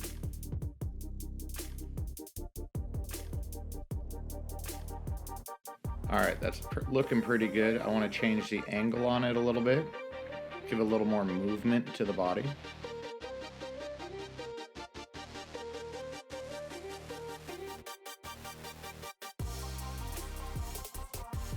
This time I'm just going to hold it to one side and let that body drip over. There we go.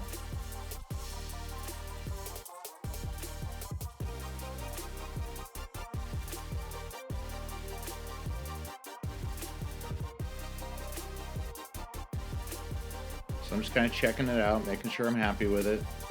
Fire polish any areas that may have gotten a little bit devitrified while we were moving around the body.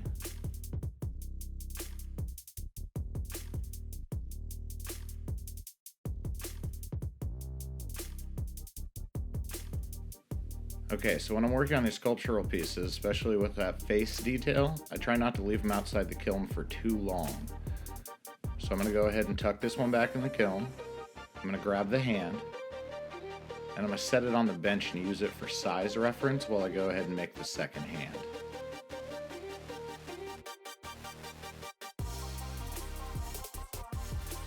So this one's going to be done the same as before. I'm going to go ahead and attach it to this clear rod to give myself a handle.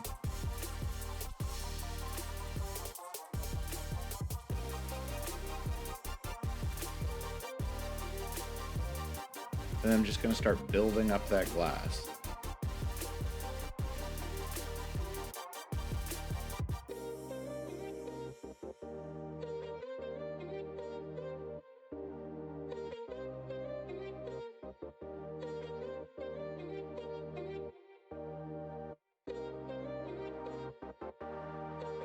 Right now I'm just doing this by feel, but in a second I'll check size against the original hand.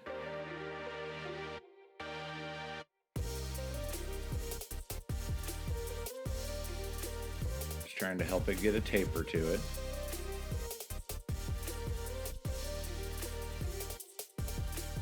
Check it for size against the original hand.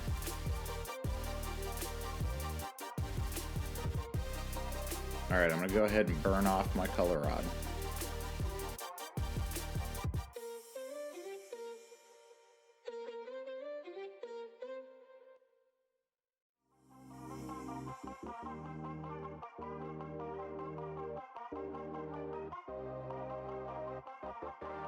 I'm going to push all that glass from the tip back into the piece. And then just roll it on my marver to help it have that taper. And again, I'm going to go ahead and check it against the original hand.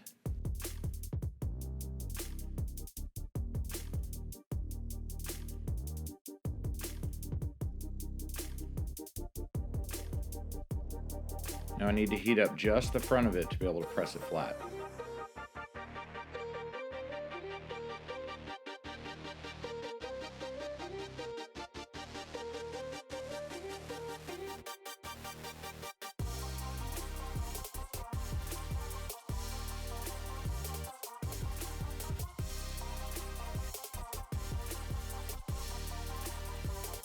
Now is the perfect time to check size before I put the fingers on. It's easy to take away glass right now, but I'm happy with what I've got.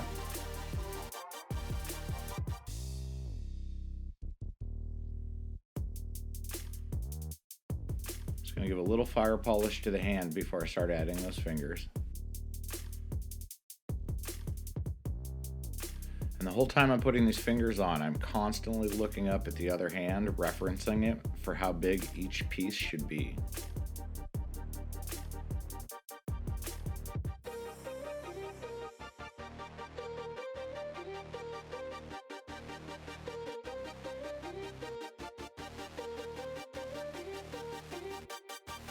So I'm going to start in the middle again.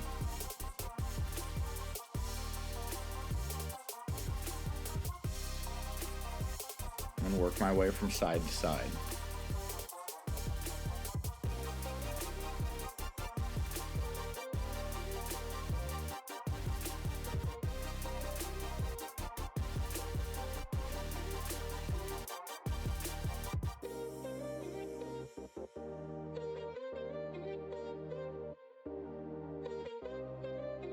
Make sure that piece of glass for the thumb is a little bit bigger.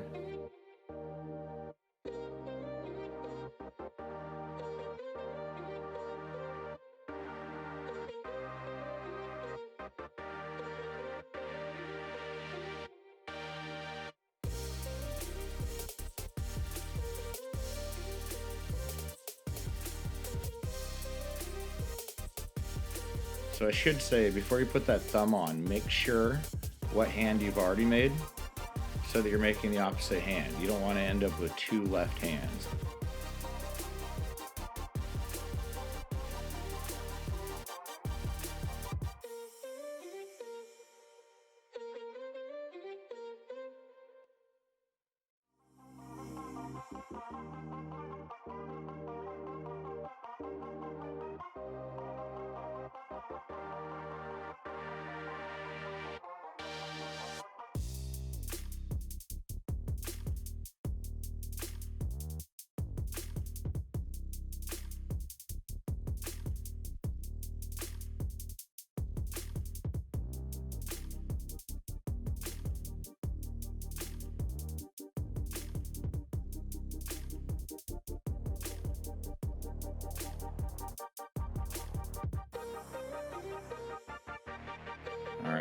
blob for the thumb.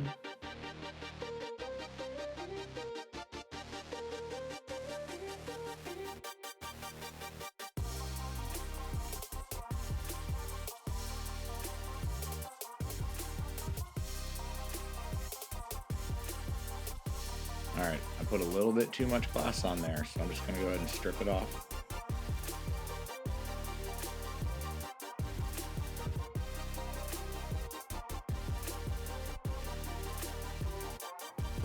This is why I always leave one hand or 1 foot out when I'm making the other one, just to make sure that they're proportional.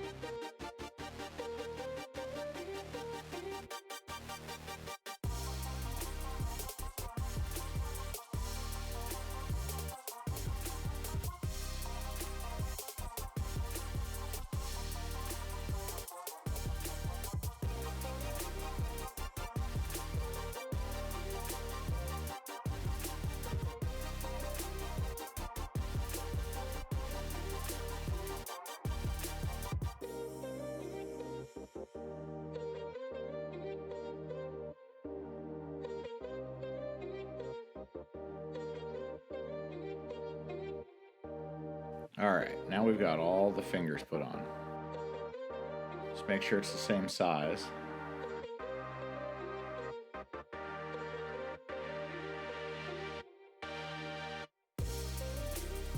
And I'm going to go ahead and start pushing the ends of the fingers flat, trying to follow the exact same steps that I did on the first one.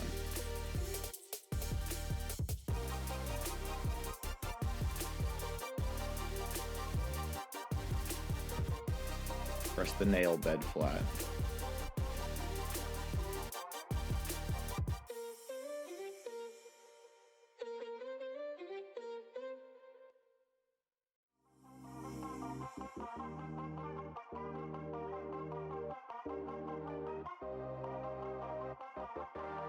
Alright, so I'm just going to put some heat back into this whole piece. I'm going to take that opportunity to go ahead and do some of the sculpting in the hand.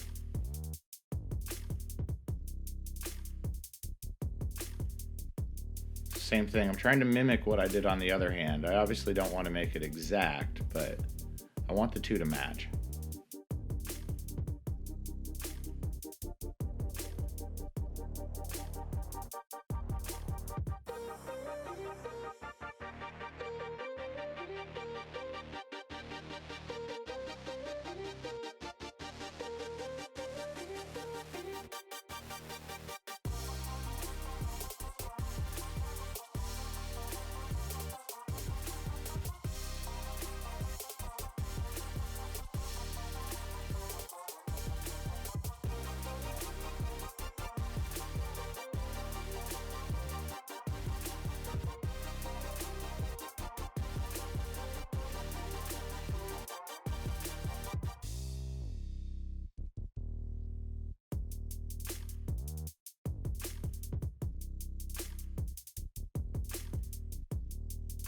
Okay, we've got all that detail. Let's go ahead and put the fingernails on it.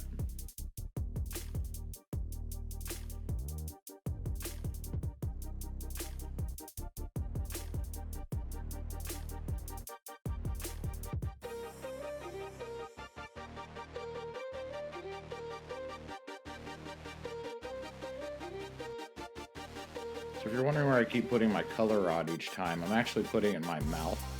It's probably a bad habit, but after 20 years of doing this, I always grab the same end. So I feel completely comfortable doing it. I don't recommend it though.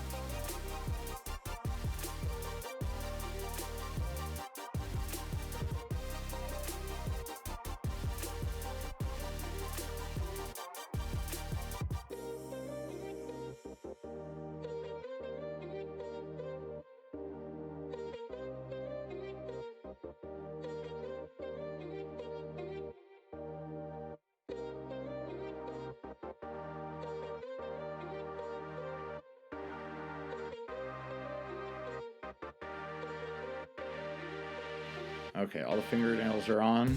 Just give them a little bit of shaping on the tips.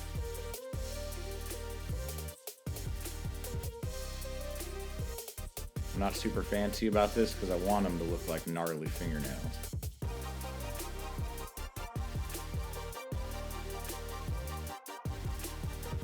Okay, put some heat back into the hand.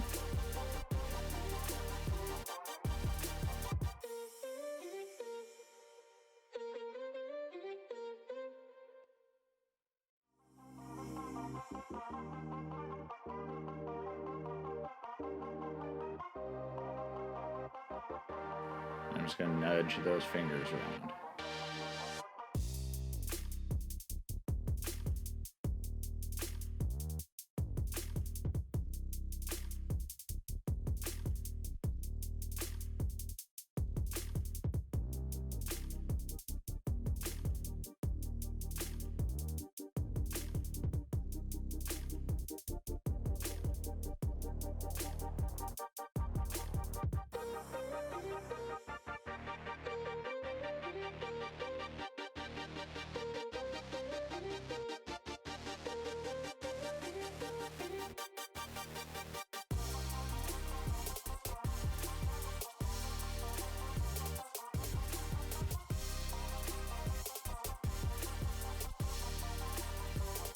Okay, that looks good. You need to put those little dots on the back of the hand like the other one.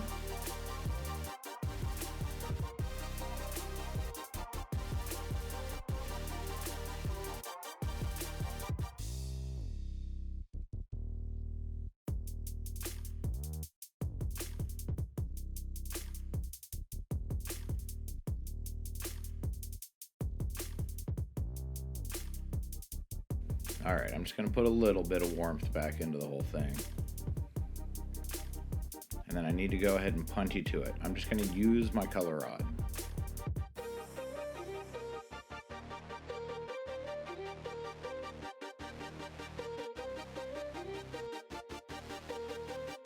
Go ahead and pull off that back side.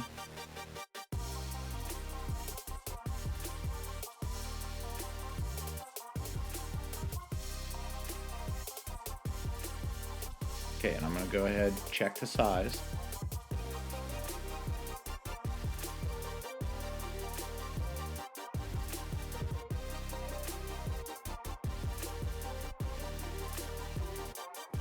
And then I'm just going to tuck both of these into the kiln for a while.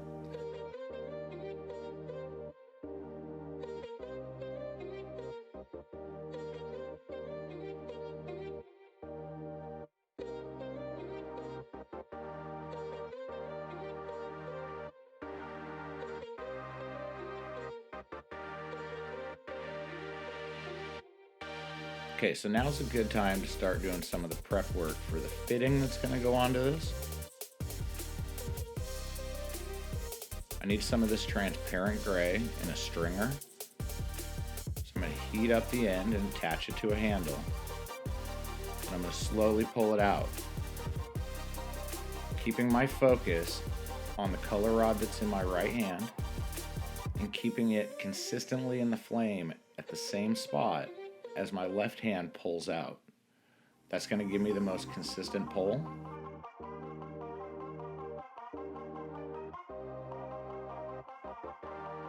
It's also going to allow me to control the diameter.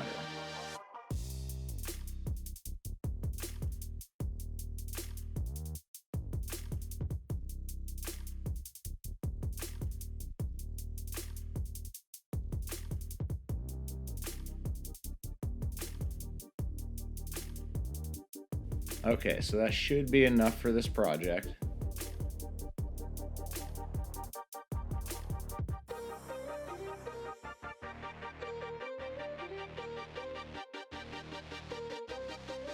I'm going to clean up the end a little bit so it's ready to use. And I'm just going to set it to the side.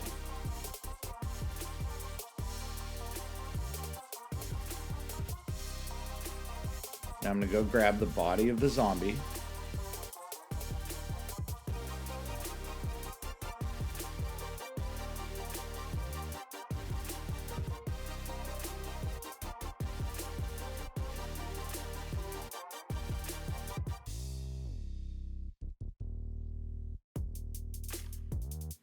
So I'm going to go ahead and pop a hole in this. This will be the perk.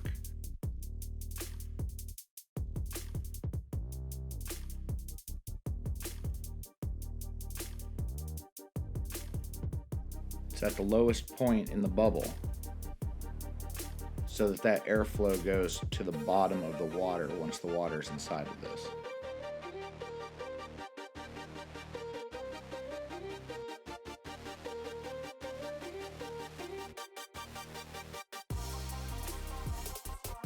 So I'm going to grab my bowl push, or any kind of rounded off reamer,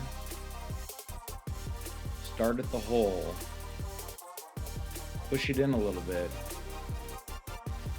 and I'm actually going to start to carve kind of a divot in the back, just like I did for the mouth.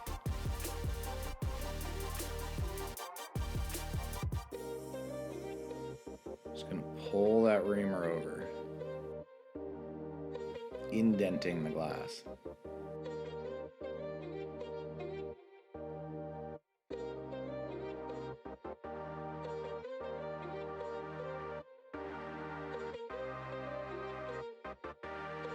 So this is technically our down stem.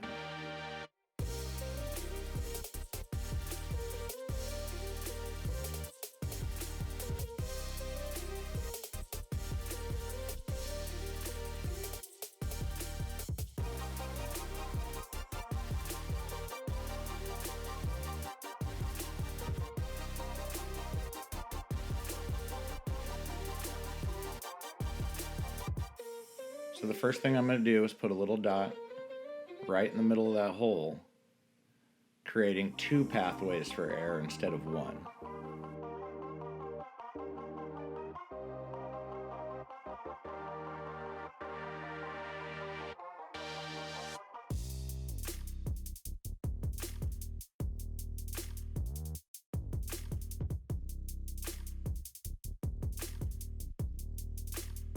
I'm going to use my tie pick just to make sure they're round.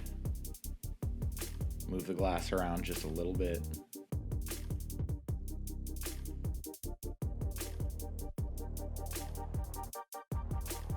Okay, I'm just making sure that I got a nice heat base, because the next step's going to take a second.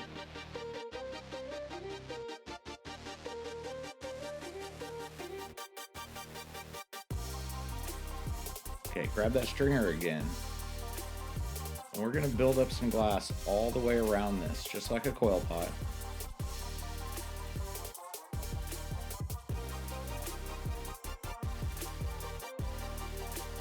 Just following right on the ridge of that divot that we made.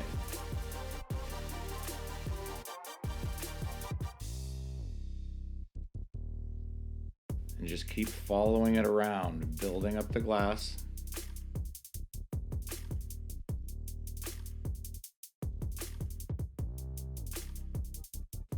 Making sure that you still have airflow on the inside.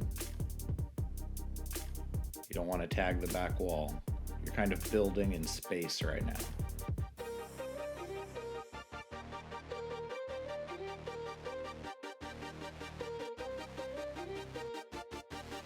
Okay, I'm going to go ahead and melt that in.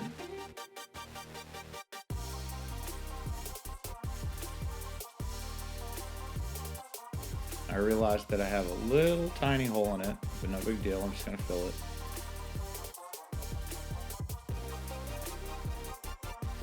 Just want to melt all these rings in, blow it out, kind of even out the glass the same way you would a coil pot. Really paying attention to focus my heat just in the area that I want it.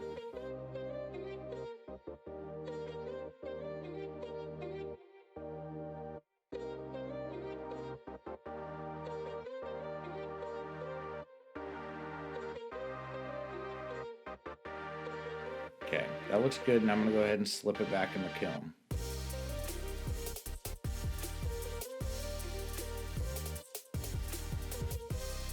So we've already got both hands made, but we're going to need to go ahead and make some feet. So just like the hands, I'm going to begin by attaching a clear rod so that I have a handle to my colored rod.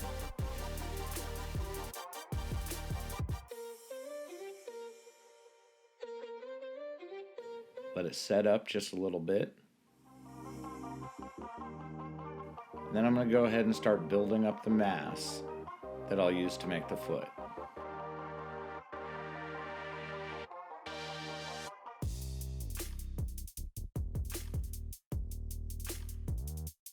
Kind of want an hourglass shape, with the tip of the foot where the toes would go, that part of the hourglass being a little bit bigger than the other end. So I heated up a ball and then moved a little bit further away and started heating up another ball.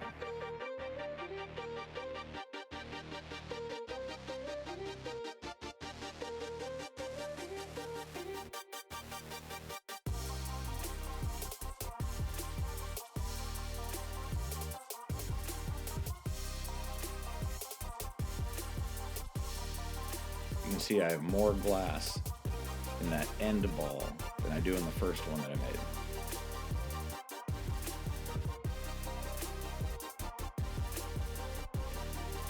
So I'm going to grab my marver and just help it into place.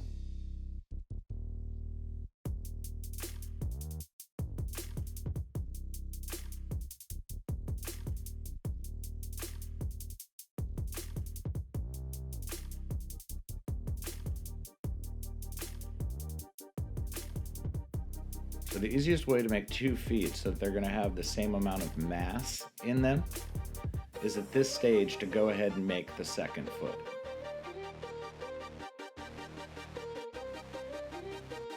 So same thing, I'm just attaching my rod. I'm going to start to heat up, push together that first gather of glass.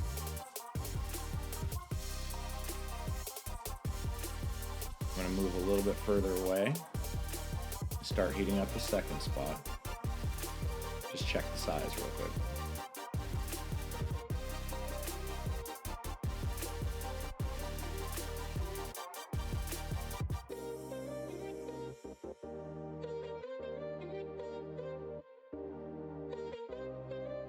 All right, they look to be the same size. I'm going to go ahead and start heating up a little bit further down the rod, gathering up that second ball of glass.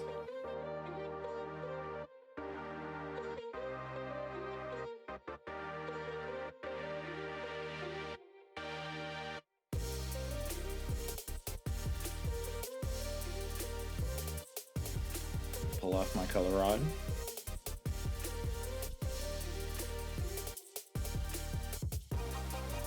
Get a feel for if they're going to be the same size. It's looking pretty good, so I'm going to go ahead and push this mass together, round out the end of this.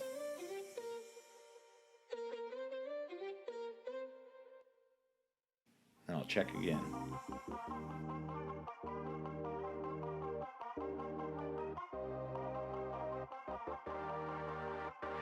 So the first one I made is a little bit bigger. It's easier to take away glass than it is to put it back on. So I'm just going to take a little bit of glass off the tip of this.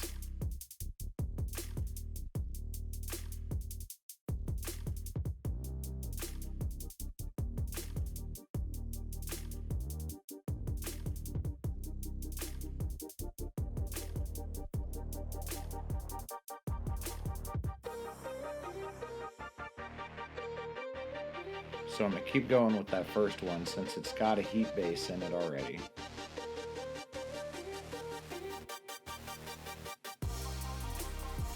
Pull off just a little bit of the tip and grab my marver, help it into that final shape.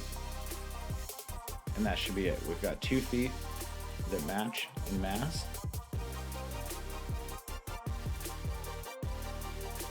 Okay, I'm going to go ahead and put one of these feet back in the kiln.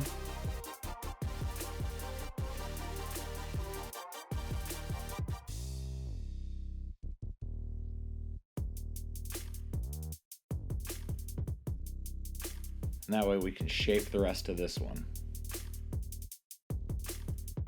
Same as the hand, I'm going to push this kind of flat, but at a taper, so the heel is bigger, coming down to the toes.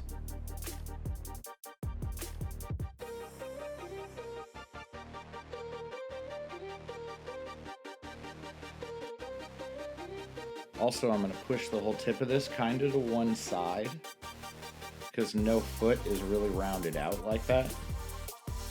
Let's see what I'll do here. So you can see how that tapers from where the little toe will go up to the big one.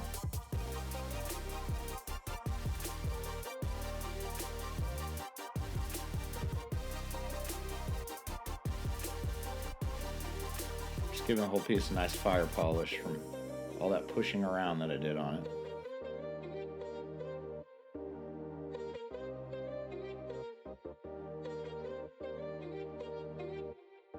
I'm going to go ahead and give the whole thing a little bit of a curve to it, like the bridge in the bottom of your foot.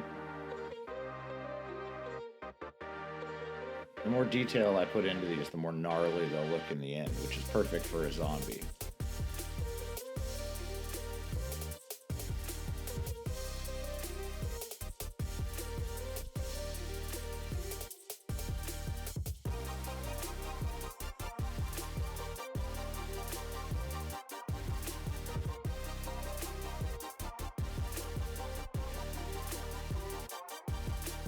I'm going to start with cutting in a little bit of detail, the bridge in the bottom of the foot. Just make sure it's still got a nice curve to it. Bits of detail on the side.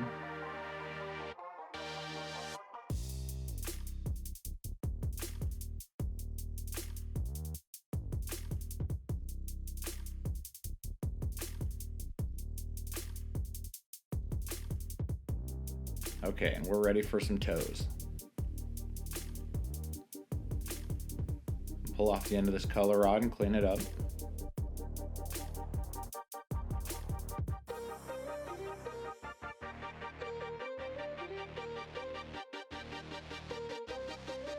Okay, so for feet, I always start with the big toe. But just like the hand, we're going to kind of work this one knuckle at a time.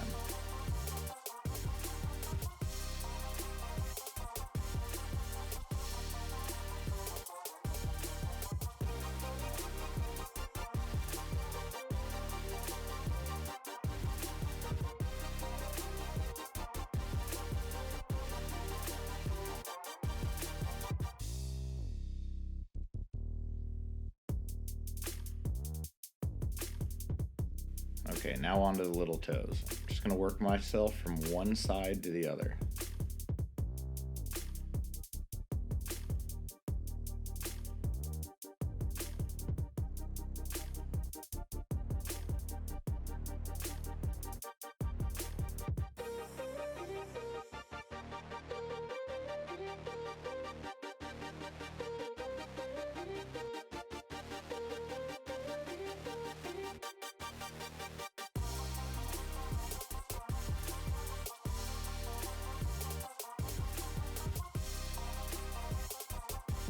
Okay, so just like the hand, to make these match, the hand had 3 fingers and 1 thumb. So we're going to do 3 little toes with the 1 big toe.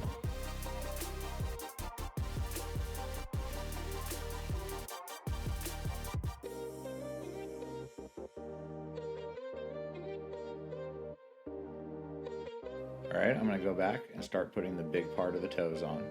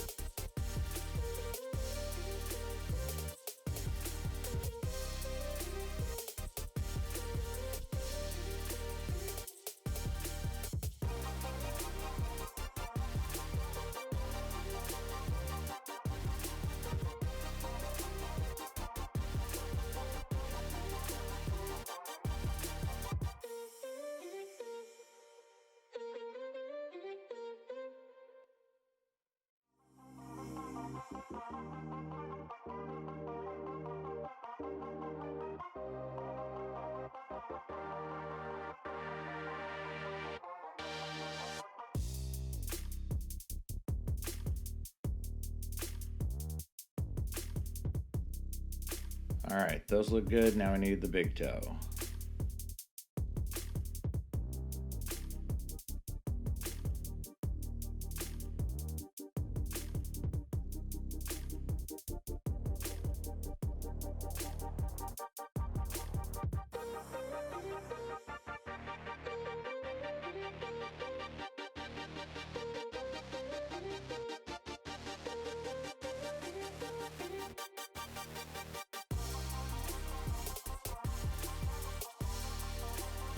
Alright, all the toes are on. I'm going to go ahead and start putting some heat back into the foot.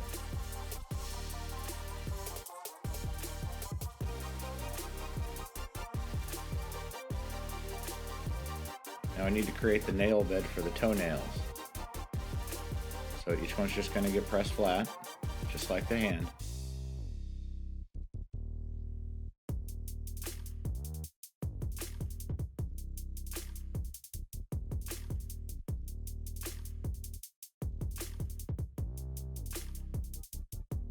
Okay, grab that brown again, and let's do the toenails.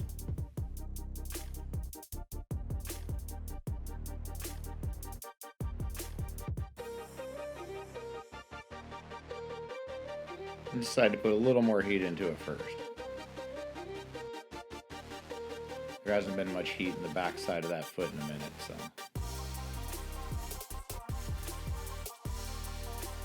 Alright, looks good. Let's do the toenails.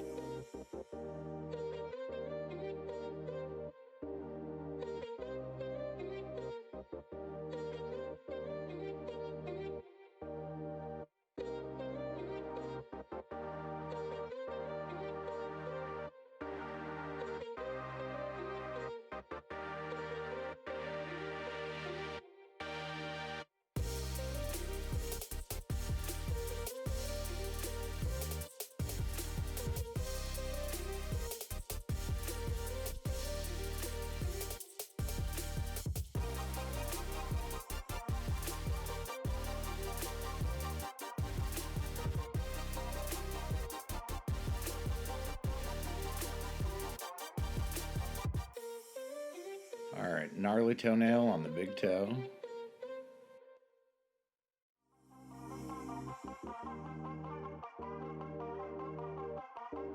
Just kind of get that final shaping in on each nail.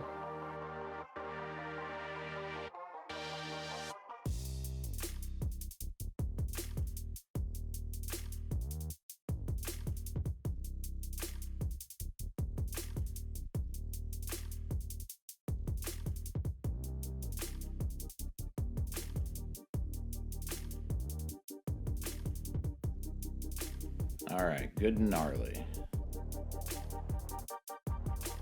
And put some heat back into it.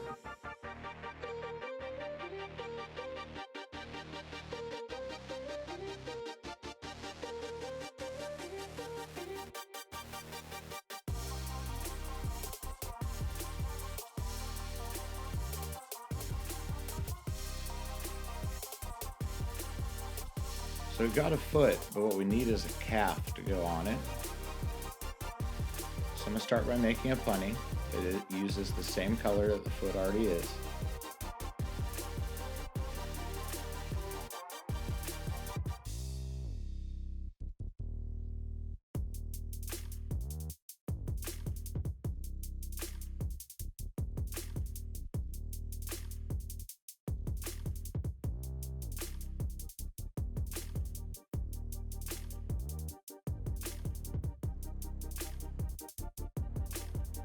I love the detail in my pieces, so I always end up going back and messing with them even more.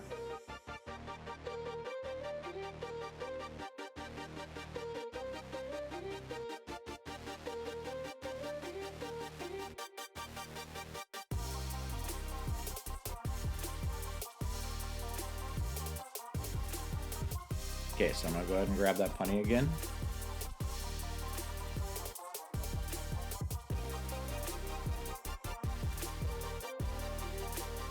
Stick it to the bottom of the big toe.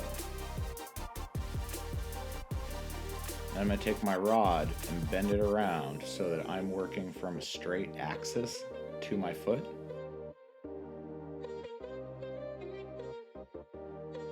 I'm going to burn off the back side and create that heel.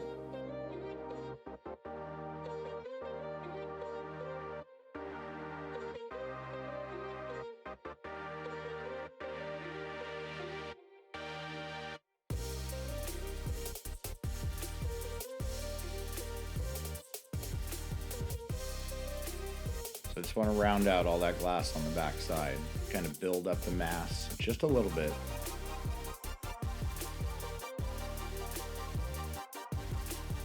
Okay, and what this piece is missing is its leg. So I need a piece that goes from the ankle to the knee.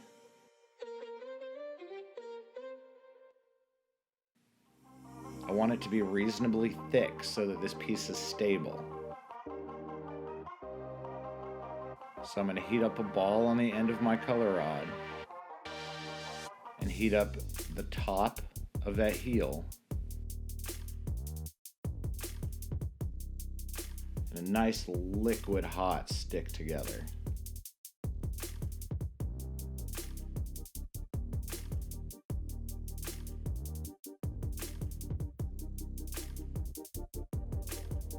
Okay, and I'm just going to kind of bend the leg into the position that I want it to be in. Remember, this is just going to the knee.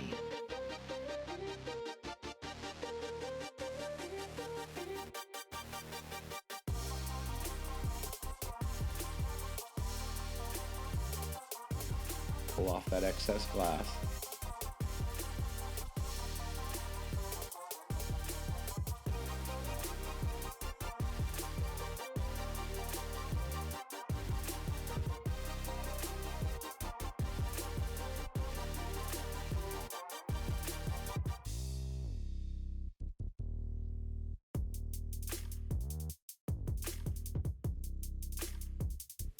All right, now that we have that, the piece needs ankles.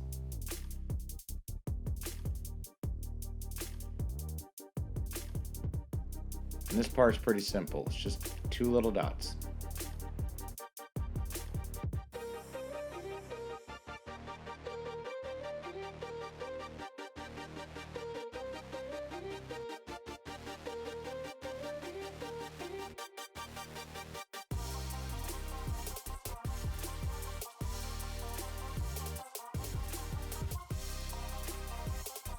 Just going to define them a little bit, give it a little more detail.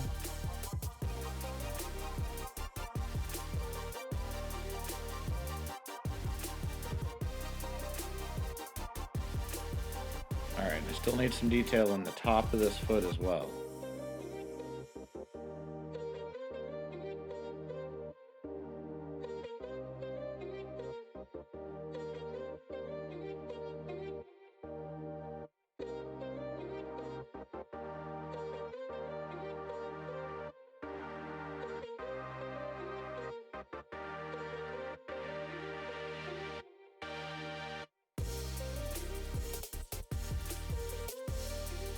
Okay, and just like the hands,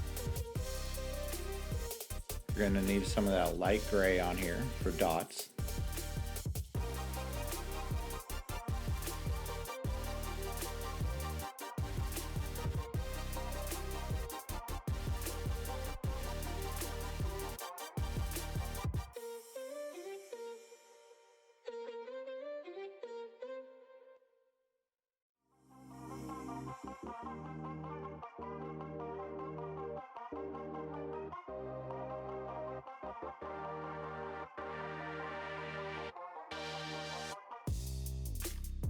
All right. I think that's pretty good on the foot.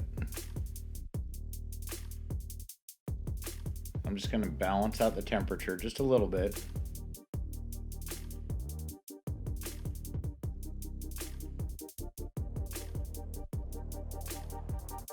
I'm going to go tuck this in the kiln for later.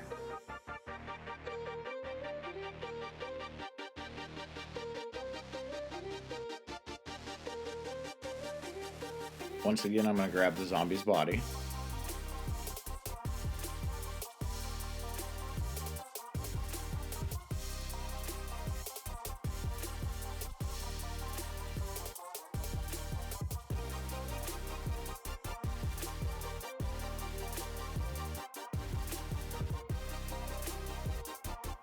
So we actually need to put some bits of glass on here. This will be the shoulder to the elbow.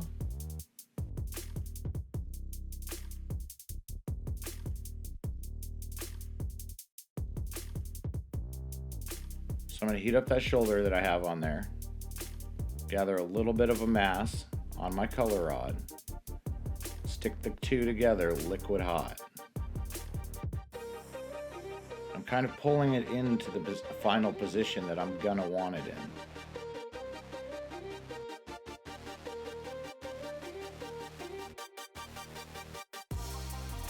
Remember, we've got a big hand, so proportionally, this needs to be thick, but it doesn't need to be too long.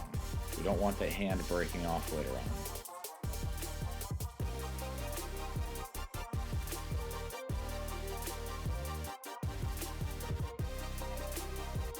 Okay, I'm going to go ahead and get the next one ready.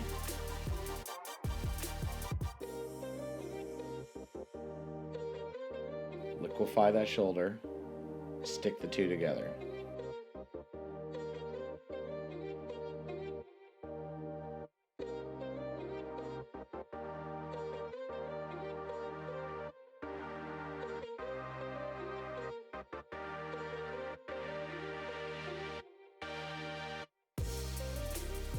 Okay, so the whole piece needs some heat back in it. And I need to do two of these on the bottom for the legs. That will be the thigh to the knee.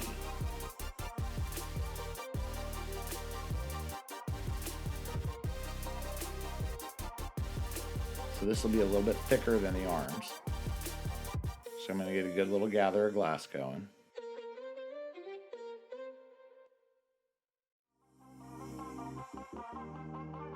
Heat up both spots for liquid attachment. Just kind of pull down a little bit. It'll solidify your seal as well as give you a good taper to the piece.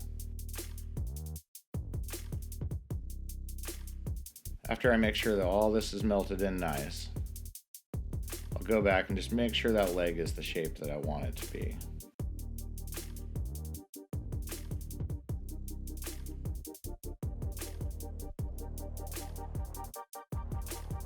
Just gonna heat up that little spike a little bit.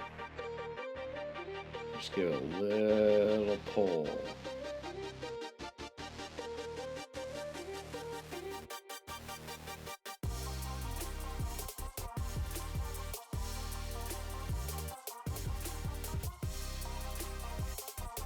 Alright, build up a little bit of glass for the next one. Keep both spots liquid hot and stick them together. Same thing, give that little bit of a pull. Gives you a nice taper, gives you a good seal. And go ahead and pull off your color rod.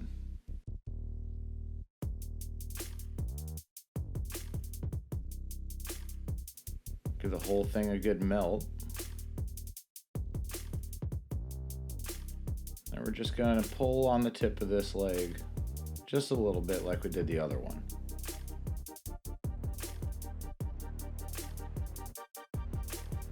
Alright, and that's all it takes. Before I put the hands on, it needs to warm back up in the kiln again.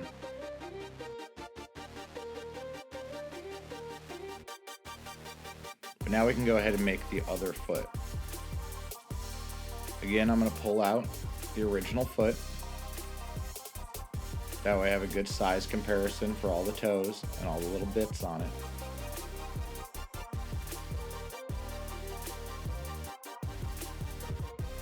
Start heating up my other foot.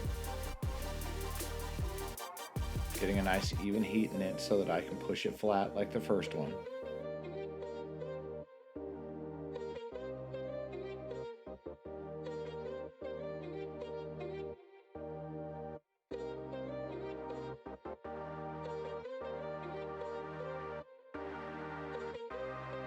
Okay, so press it to have that taper.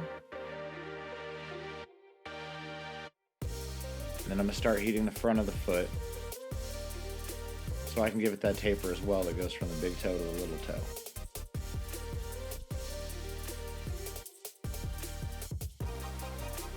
Just kind of pressing it at a slight angle.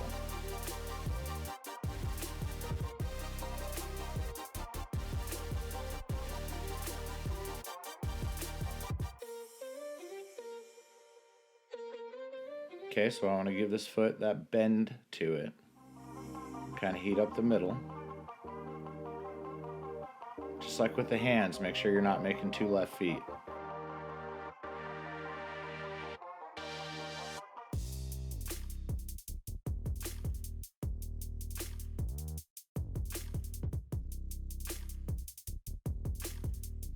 Just heat up my punny a little bit so that I can pull my piece back on center now.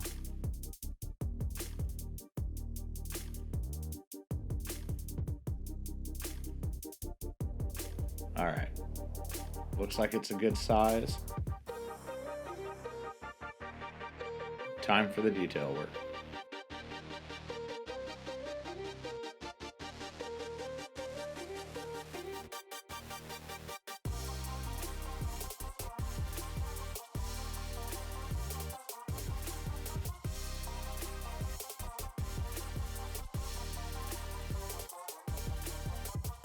Start with that crease across the whole bottom.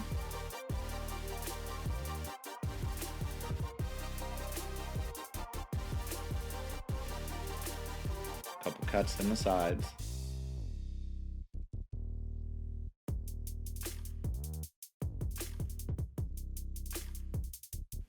Alright, and then we can go ahead and start adding the toes on.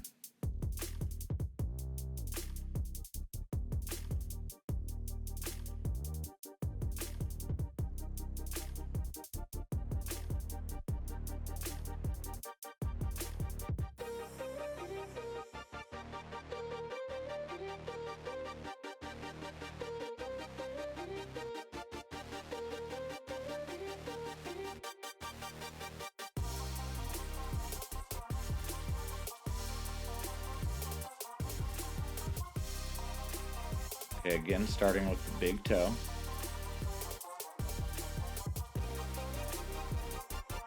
And working my way from one side to the other.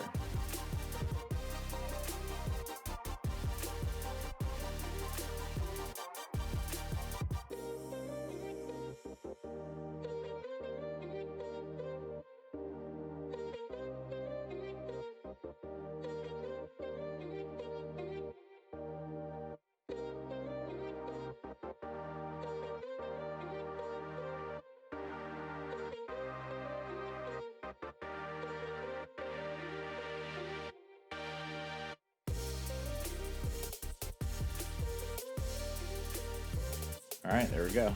4 little toes. Just check size reference against the original.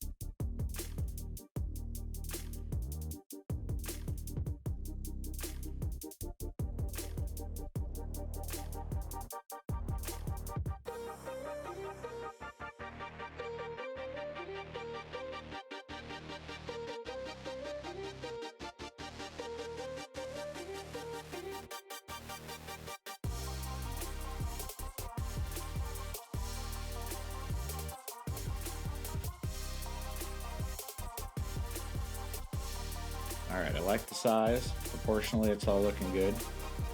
I'll go ahead and put that big toe on it.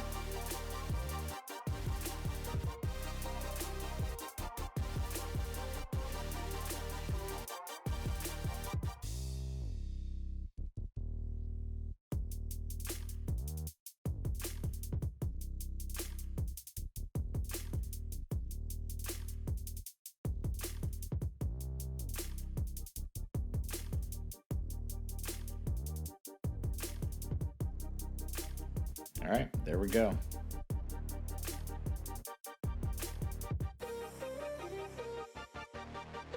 Go right into doing the toenails. Pressing the nail bed flat.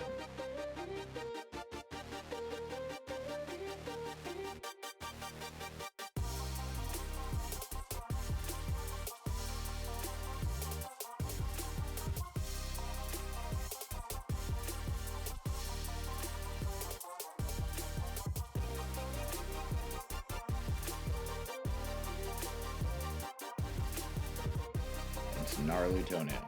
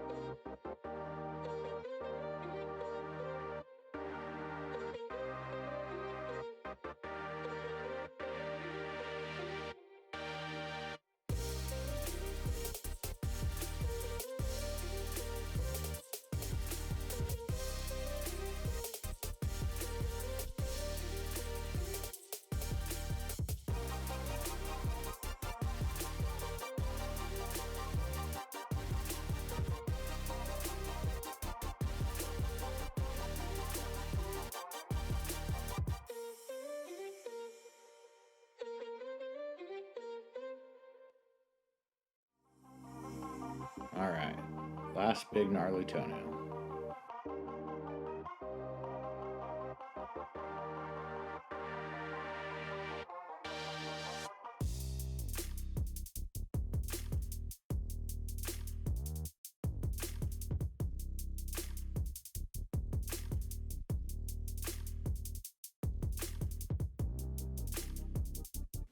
Let's just mangle the ends of them a little bit.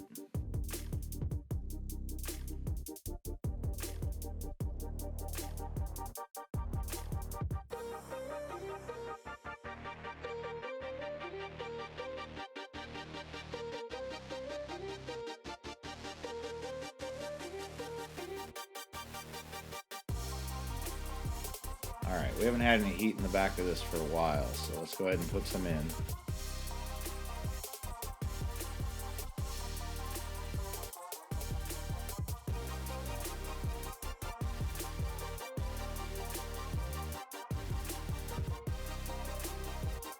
Alright, now we can finish up that detail work.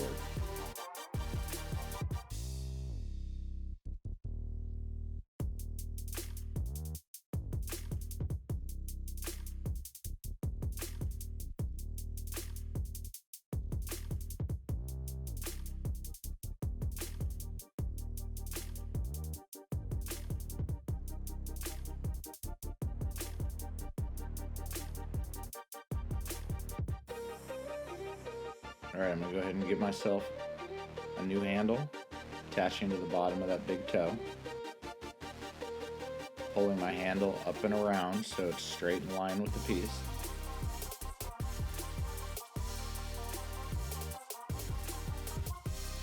And I'm going to burn off my original handle and start shaping the heel.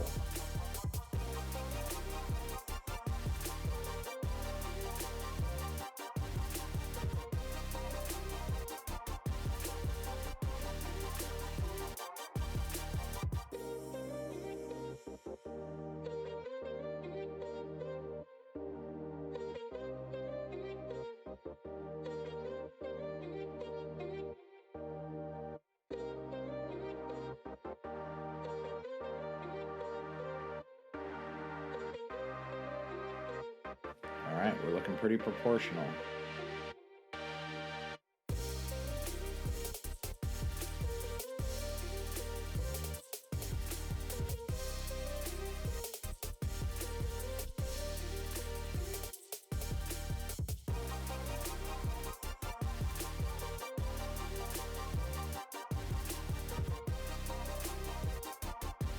Alright, now it's time for that ankle to the knee.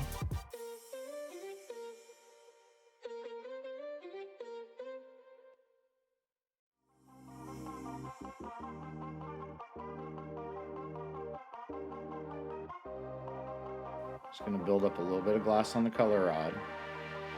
Get both pieces liquid hot. And just stick them together.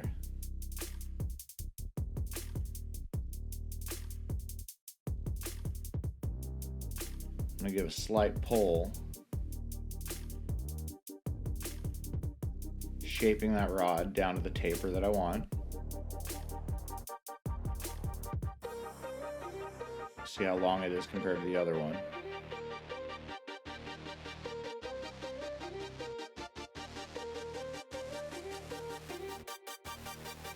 off just a little bit of glass.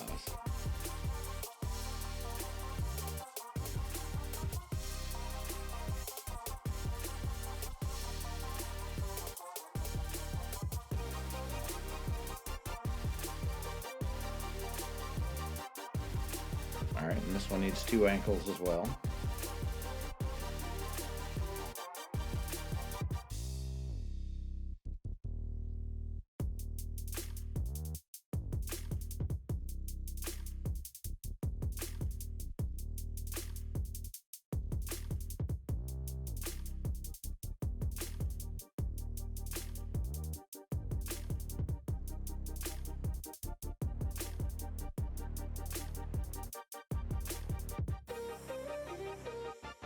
Okay, just finalize that detail. Put the little gray dots on it.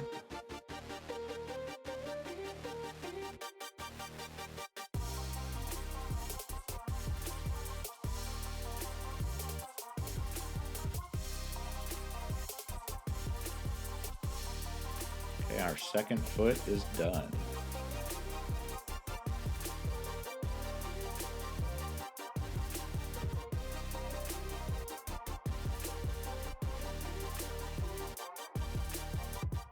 Tuck these guys in the kiln.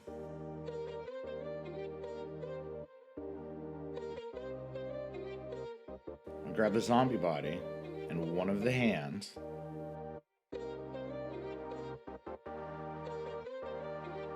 And it's time to attach the first one.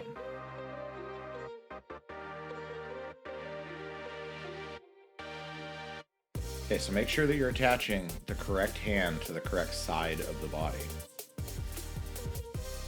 So I'm going to go ahead and heat up both connection points, liquid hot.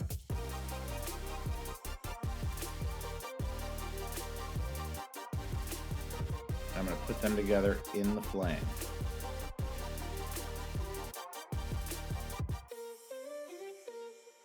Make sure they're stuck together well, and then I'm going to kind of position the arm right where I want it for its final position. So we're having that putty the same color made life easy. Just going to pull it off.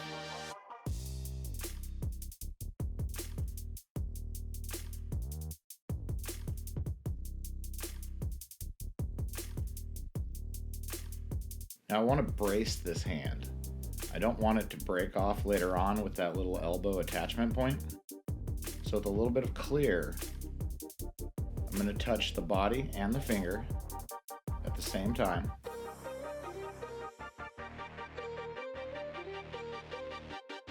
And just make sure this little brace is fully melted in.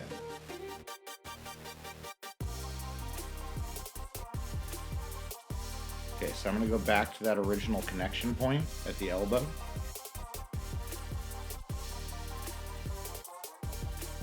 Put some more heat back into it, really make sure that everything is melted together properly. I'm also going to give a little bit of a pull to create more of an actual elbow.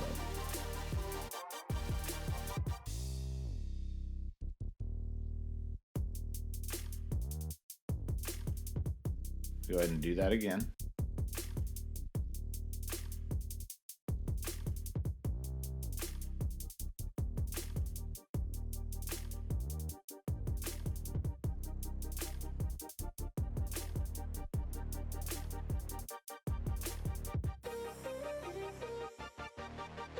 Alright, our first arm looks good.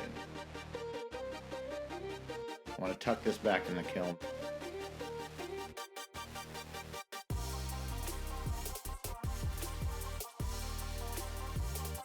So now that we've got a little bit of downtime while this heats back up, I'm going to go ahead and make the fitting for this piece. I'm going to make it transparent, the same color as the window, a transparent gray.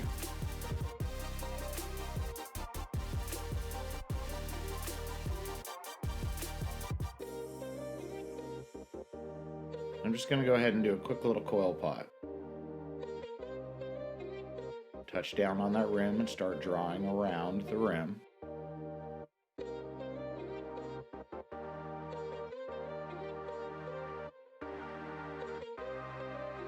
And and just start building up my layers, working my way outward.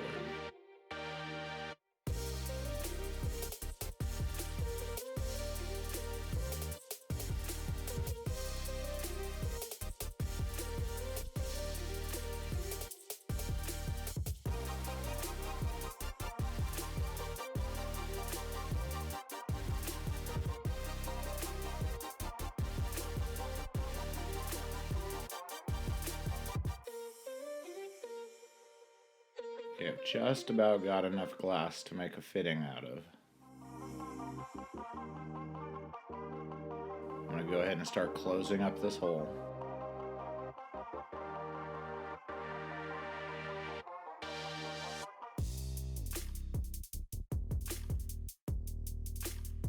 Okay, and just go ahead and pull off. Clean up that tip just a little bit.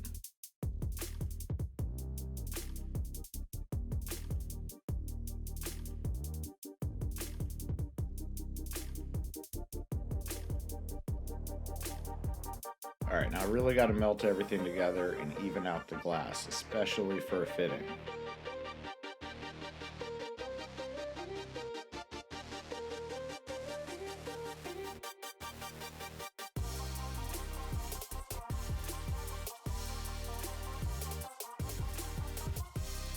So I'm just getting this screaming hot. Give it a little bit of air.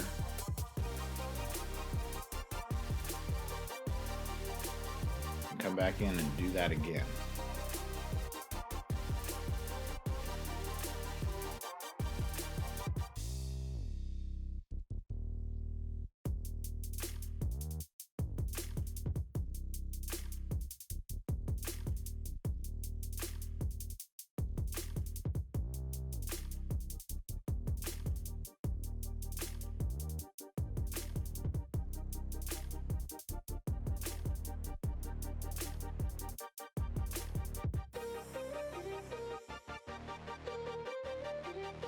Still not quite even. I want this to be perfect, so I'm just going to keep doing this.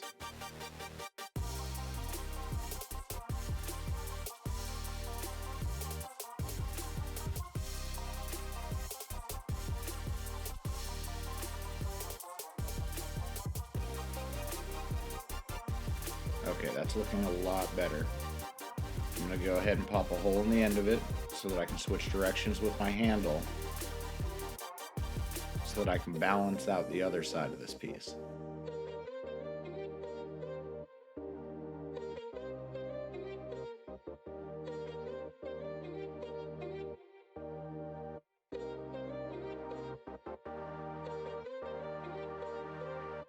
Alright, grab a new handle, liquid hot attachment,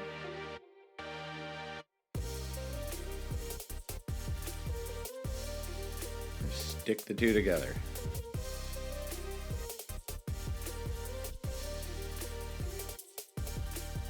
Alright, I'm going to burn off my other handle and get rid of all that clear.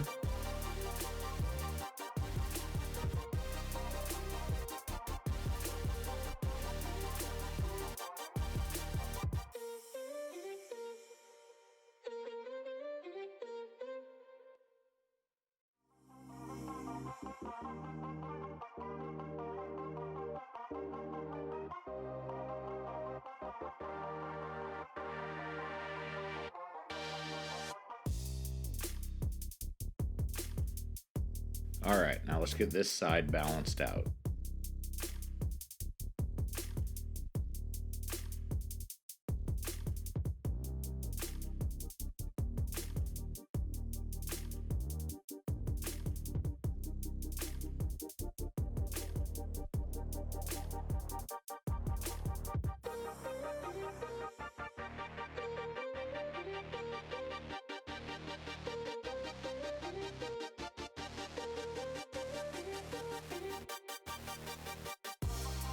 Okay, so I'm going to start heating up the piece and dripping it out, elongating it, using gravity and heat at the same time.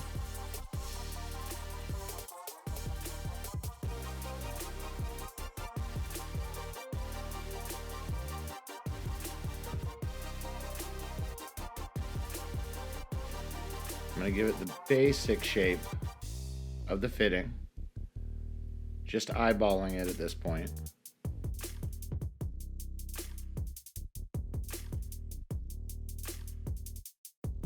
Drip it down for a little bit more of a taper.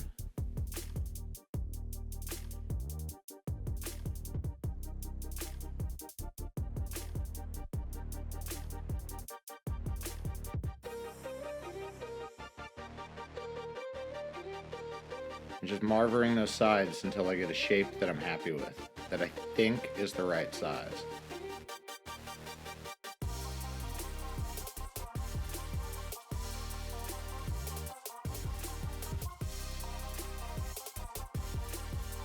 Okay, now that I'm happy with that, I'm going to go ahead and pop a hole in the end.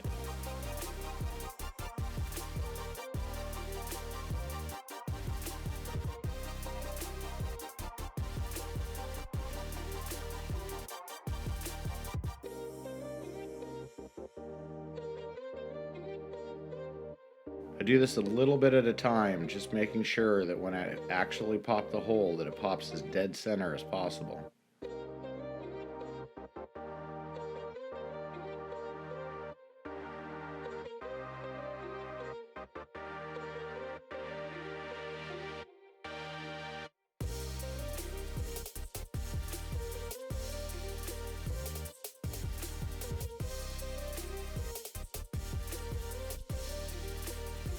I'm going to use my reamer and just flare that lip out a little bit.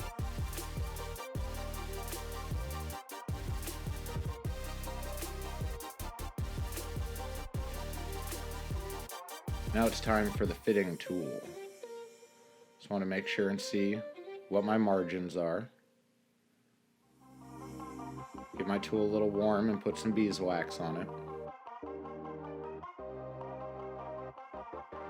Now I'm going to put a little bit more heat into the rest of this fitting, but making sure that the majority of my heat is at the tip.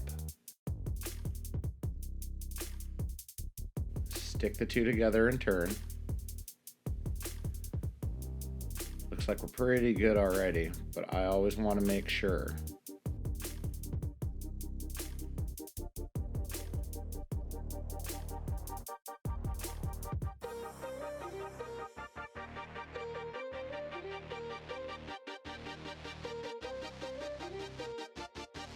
Alright, I'm happy with that one. I want to flare the lip out a little bit on this. So I'm just going to heat up the rim of it. I'm going to pick up my reamer and then holding it at about a 45-degree angle and slowly pulling it back, pull out the rim of that. Touch it to the marver, make sure it's flat.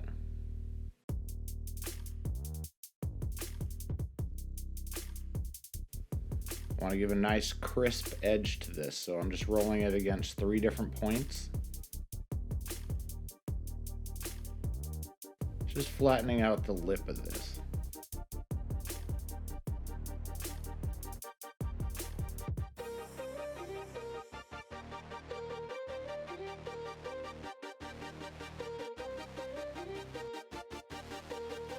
So now, because we played with the tip of it a little bit, I still want to make sure that my fitting tool fits properly.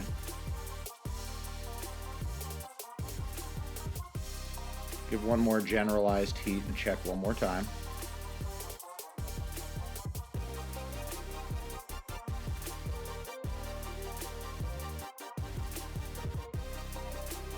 Alright, and I'm happy with that fitting.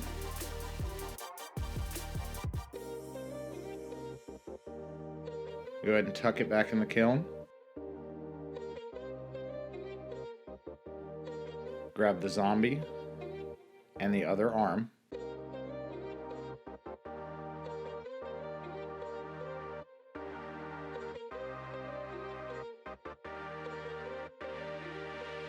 We're going to attach this just the same way as the first one.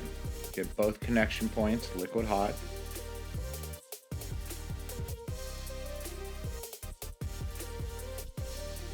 And then attach them in the flame.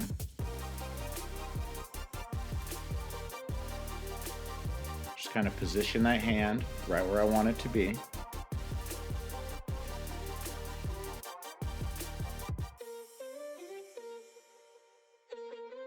And pull off my handle.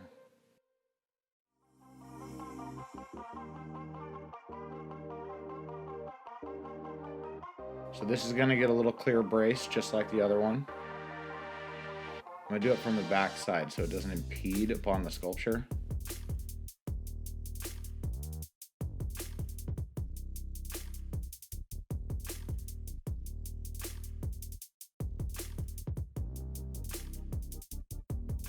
Alright, now go back to that elbow, make sure everything is well melted together.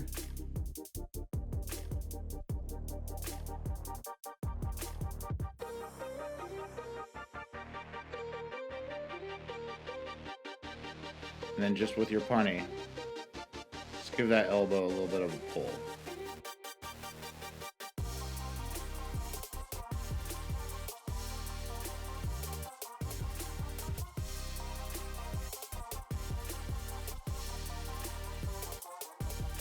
Okay, there's two hands on our guy. His personality is really starting to come out. But he's got to go back in the kiln before he gets his feet.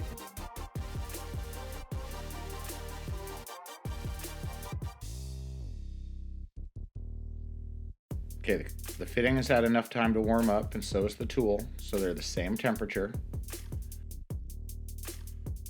I'm going to stick the two together. If this doesn't create a tight seal, then you need to go back and change your fitting, because it won't be a tight seal on the piece later on. Also, if these two are not the same temperature when they go together, because both your tool and the glass expand when hot and contract when cold, if they're different temperatures when they're stuck together, they can lock in place.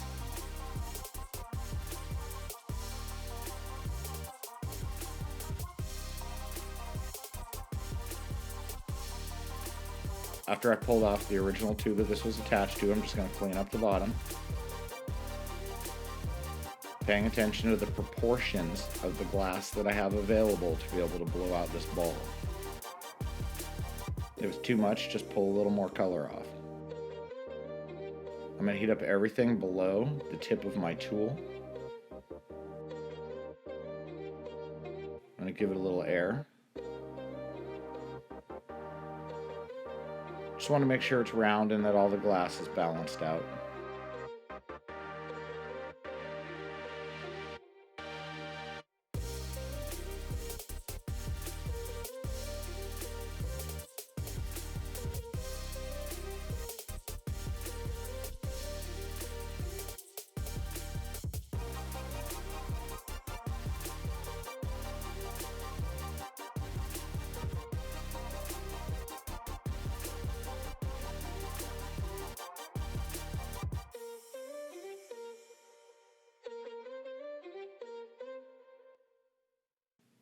So once you're happy with the shape of your fitting, go ahead and start heating up the side to pop a hole for a final connection to the piece.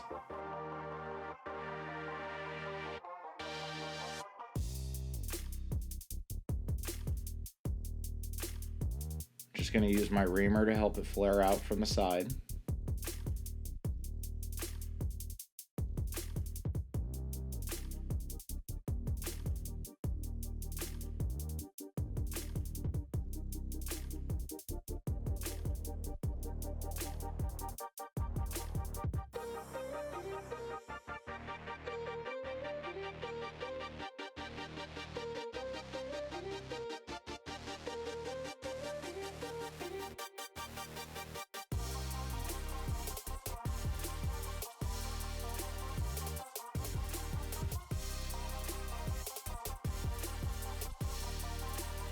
Okay, that looks good, ready to attach. Just want to make sure that when I do attach it to the piece, it slides off this tool easily. So just always check before I put it back in the kiln. Now we can go ahead and put one of the feet on the zombie.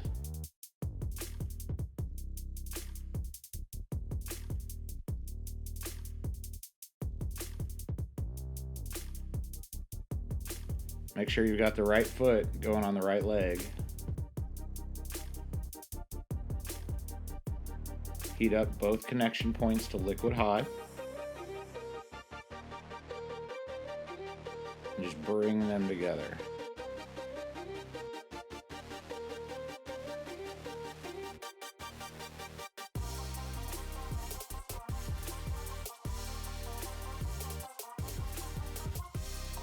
Checking all my angles on this foot, making sure that I like where it's at.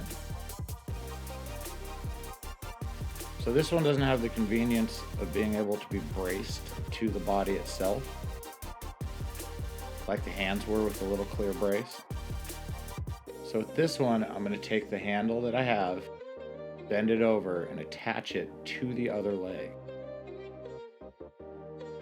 Doesn't have to be a super great seal, doesn't have to be a big thick piece of glass. It's just gotta hold for a second while we melt in this knee.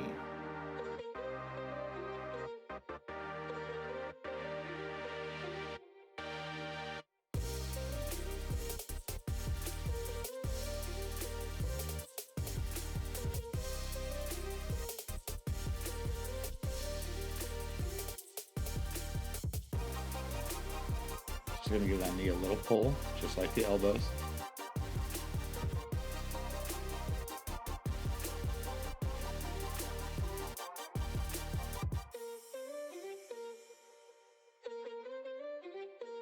Alright, I'm just making sure there's still some warmth in it, but I do want to let that knee cool off so that I can get this brace out of the way.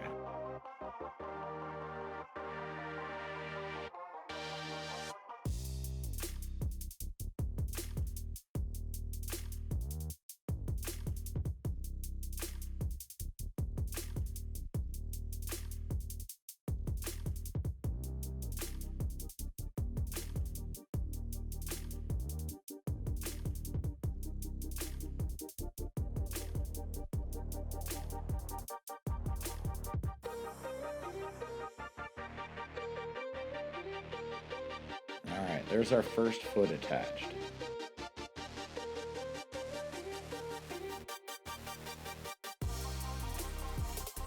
Just going to push it around a little bit, not much. I don't want to do final shaping on it yet until the other foot is on it.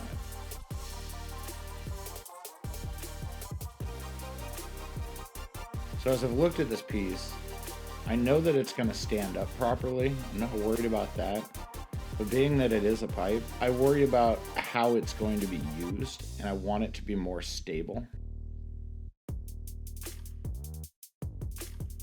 Okay, so we took a break, let that hang out in the kiln for a little bit, and I'm going to come back and do the other foot. This foot's going to kind of be kicked back, so it's going to get attached at a slightly different angle, but still in the same way, liquefying both connection points.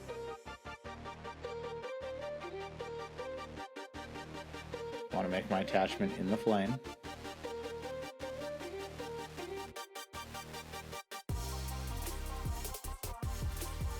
And I'm really making sure that this is sealed well, because I don't actually want to put another brace on it.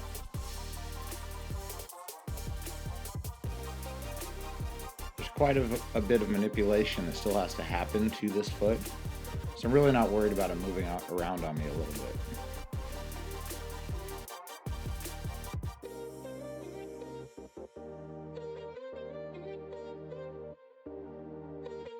Okay, I'm just gonna clean up that toe. I'm gonna come back in on the knee. Because this isn't braced, I'm really focusing just on the front of the knee, not the whole thing. Give it that little pull.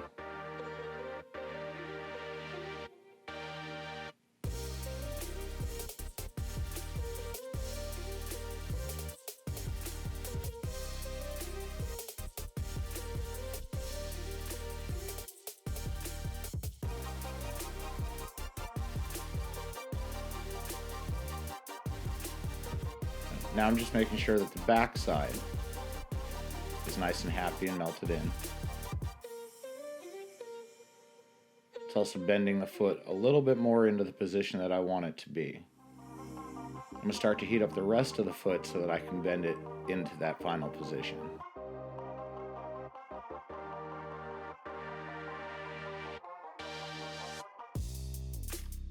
I don't want to melt out my details, so I'm just letting it take a little bit of time to work that heat in.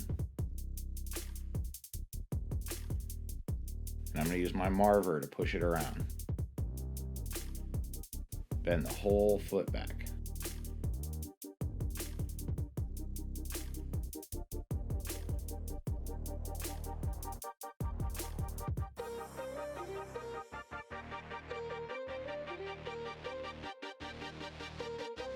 Okay, so now I want to check this on the table. That's how I'm going to know how stable it is. I can always make minor little moves right now while everything's still hot. So for this, I'm actually going to push the toes around a little bit.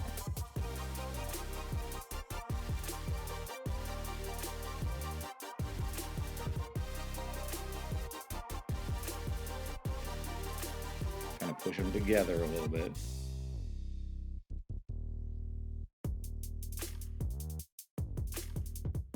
Now I'm going to check it again, see how it stands.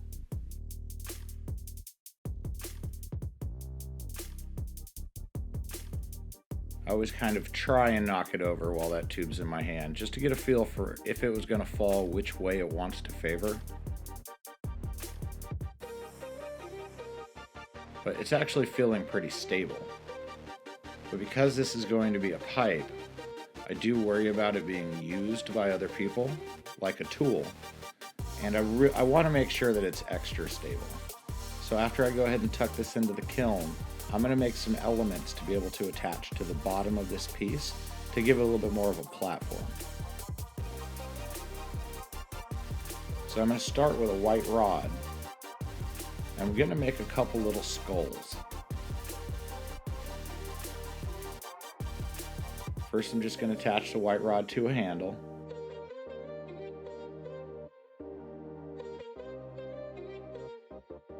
And then I'm going to start building up a mass, a gather of glass, making it bigger.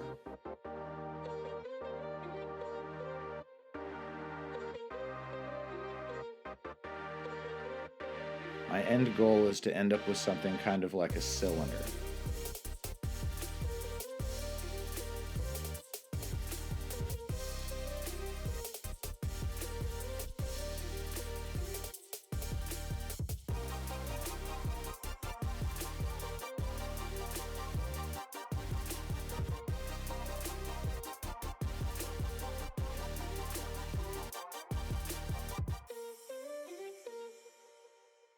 Okay, I'm just going to pull off that white rod. The tip of this will be the top of the head of the skull. So I'm just going to kind of round it out. Push that glass back together. And then I'm going to go ahead and marver from the side to help to get that cylinder shape.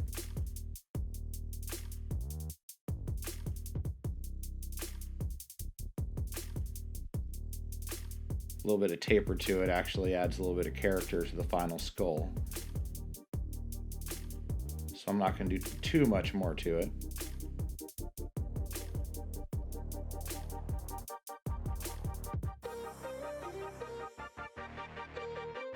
And now it needs some eyes.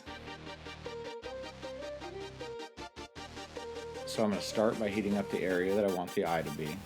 I'm going to use my reamer to make a long indent. And heat up next to it and do a second one.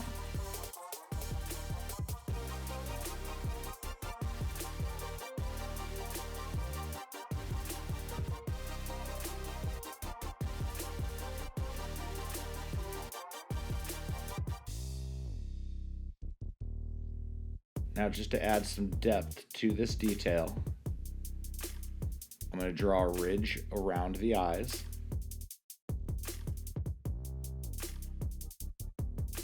Make sure that's well melted in, and just keep double checking the shape with the reamer.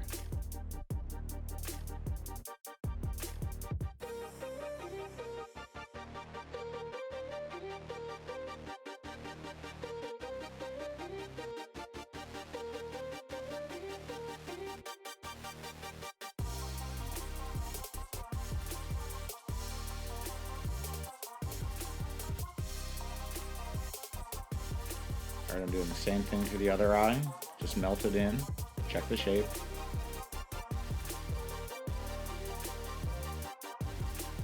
I'm gonna grab my butter knife and add in some details.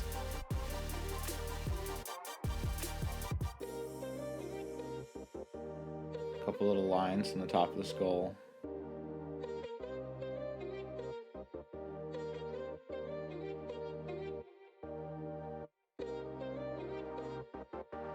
Push down that ridge above the eyes, kind of make it look mean.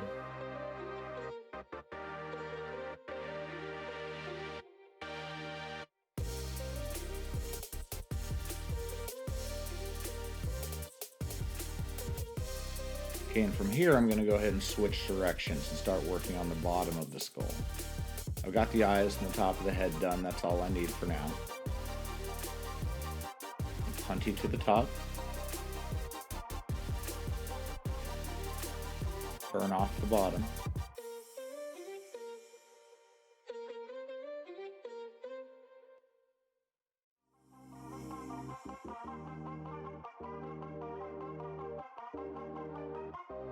Alright, I'm just going to press the whole thing flat, kind of like your upper jaw.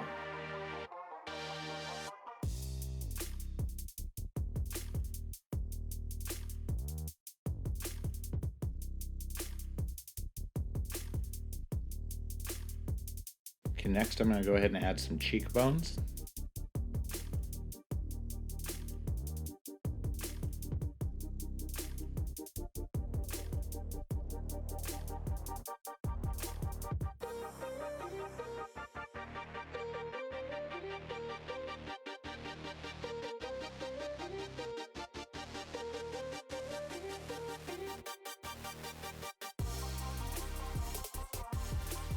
Make sure they're melted in well.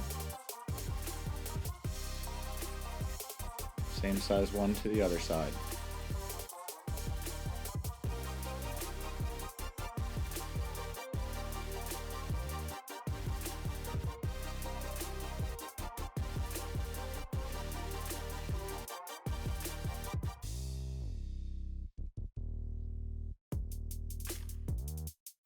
Alright, now it needs some teeth. So I'm going to grab my stringer, start at one side and draw a line all the way across. I'm going to go back, drawing over the same line, building up the mass. Okay, that's all I need. I'm going to grab my scissors and start separating the teeth, starting in the middle. Working my way to one side.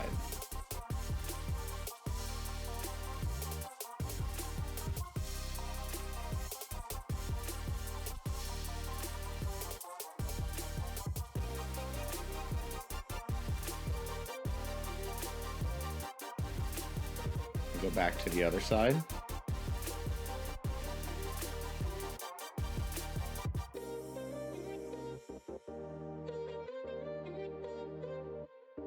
Okay, now that I have all 6 of my teeth, I'm just going to shape them up a little bit, carve in some detail to define them from the rest of the head.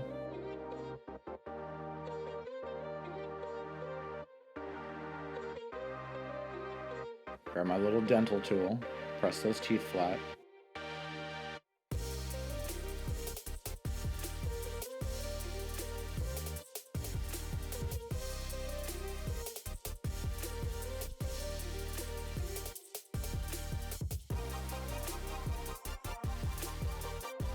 Okay, I'm going to go ahead and give it just a little bit of a nose.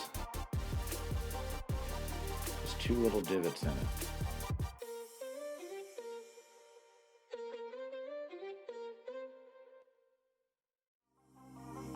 And that's our finished skull. I'm going to go ahead and put some clear on this, which will be where we're going to attach it to the piece eventually.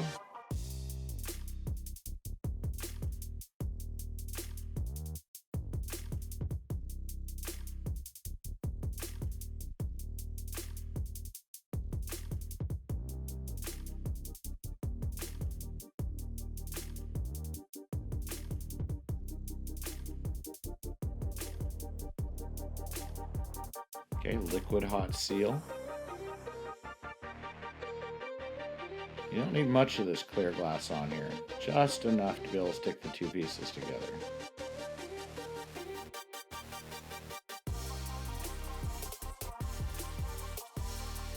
I always like them to have a little bit of a taper. It helps the heat sink into it quickly and evenly when we go to attach it to the final piece.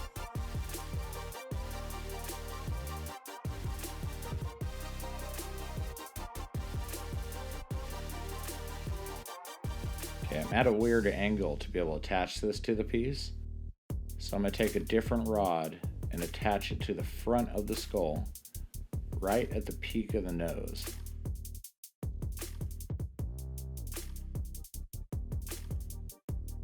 I need a little more taper to my rod to be able to get that little connection.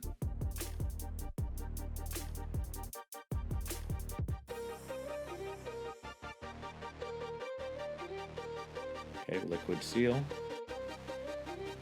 Going to make sure that my handle is straight.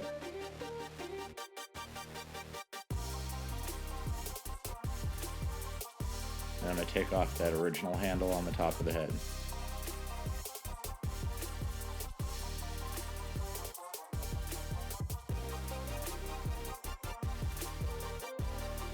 Because this is a smaller connection, looks like I need to burn off my original puntee instead of trying to snap it.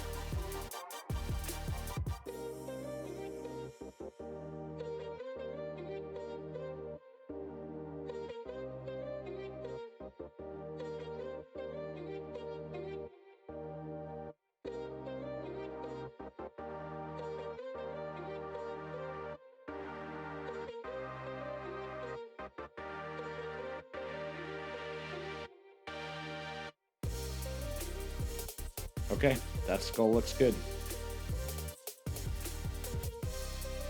I'm actually going to make a couple of these. But for this one, I'm going to tuck this back in the kiln.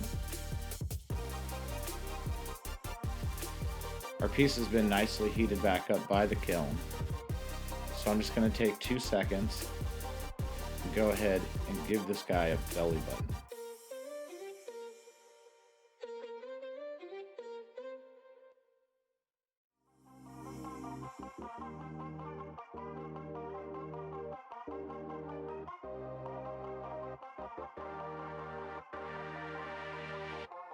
Just put a liquid blob right onto it.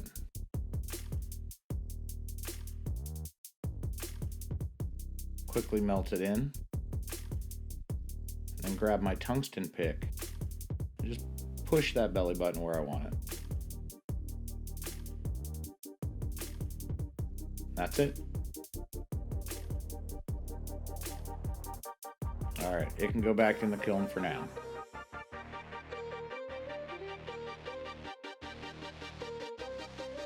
Let's go ahead and make another skull.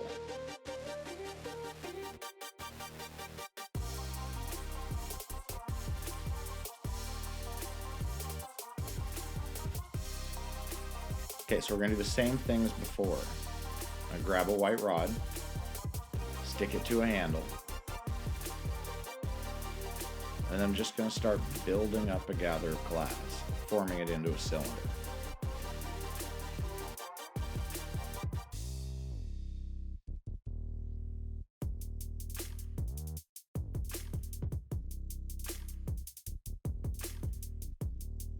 I don't actually want these skulls to be exactly the same size. I'd like them comparable, but they don't need to be the exact same size. That's the only reason I don't have one sitting on the bench right now for comparison.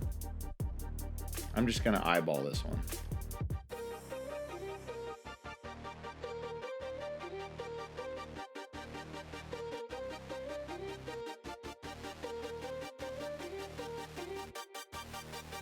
Once I've got enough glass, I'm going to go ahead and pull off my color rod. Shape the head of the skull.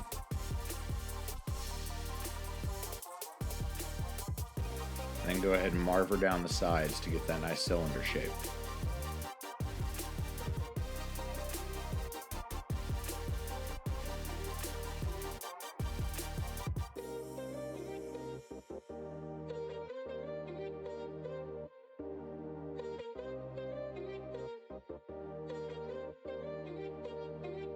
One more time. Just make sure it's round.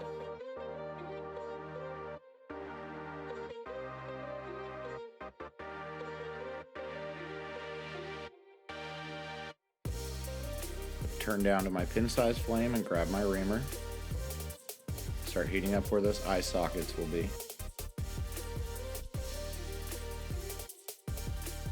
While we still got the heat in the front of this, I'm going to do the second one.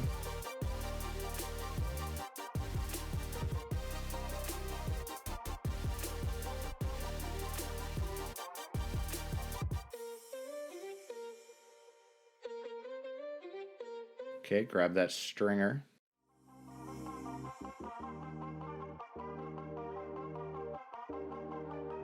Put in that brow line.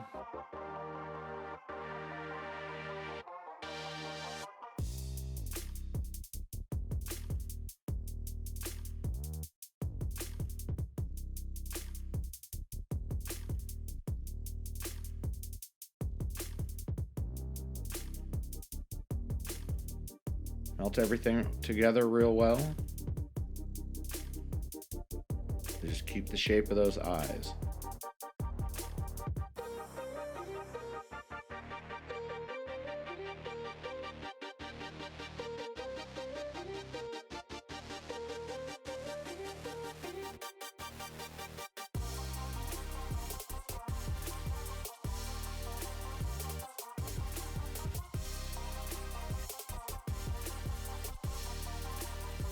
Okay, I'm going to start cutting in that detail.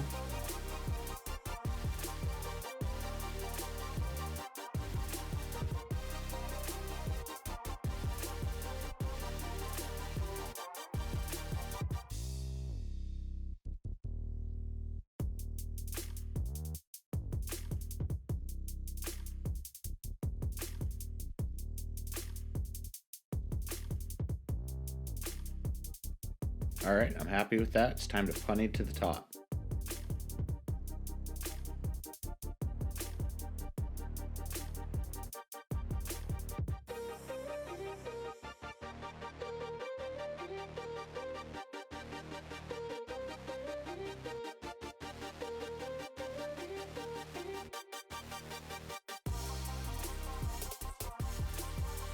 Okay, go ahead and pull off your bottom.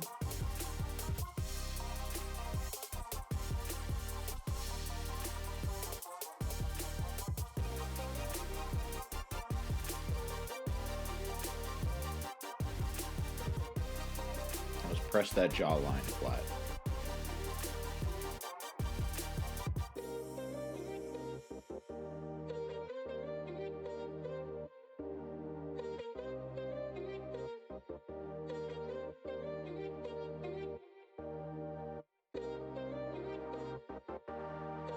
Clean off the end of this and then make those cheekbones.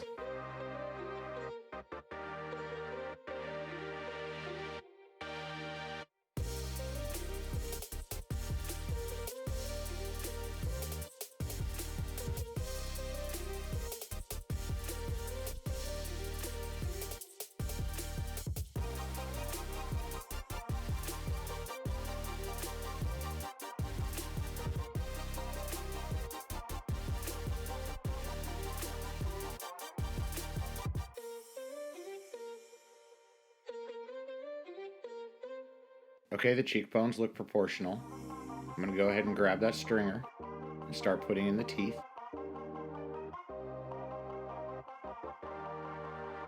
Drawing from one edge to the other edge and back again.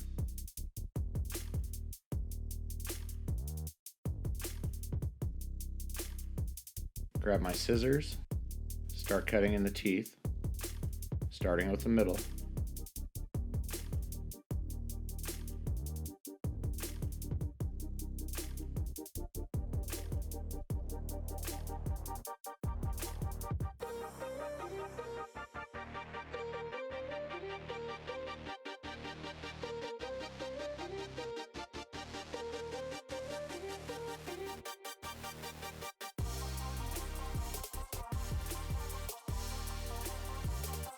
Alright, now we've got all our teeth, let's clean up the detail a little bit. Cut in a good separation line from the teeth to the jaw. and then press each one flat.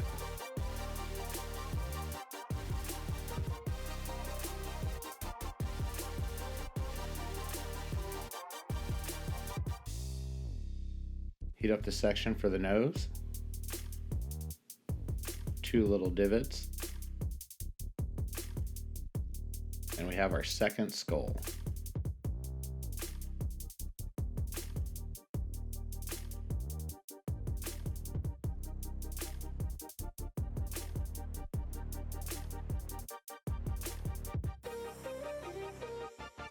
So same as the first, I got a liquid attachment to the nose.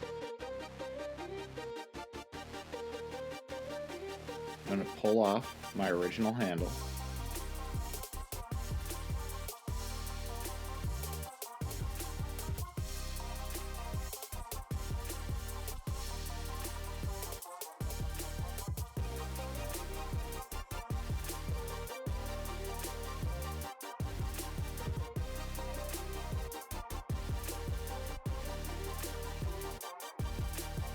Alright, it looks good, but I still need that clear attachment point.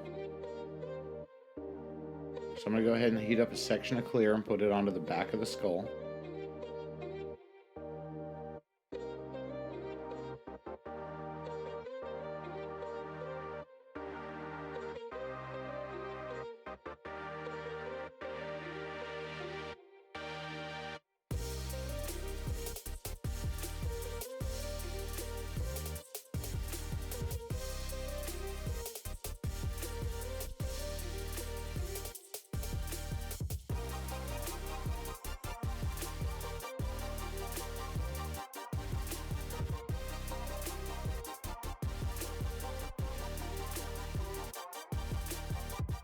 Alright, I'm just going to pull that down a little bit, leave myself with a nice little tapered piece of clear.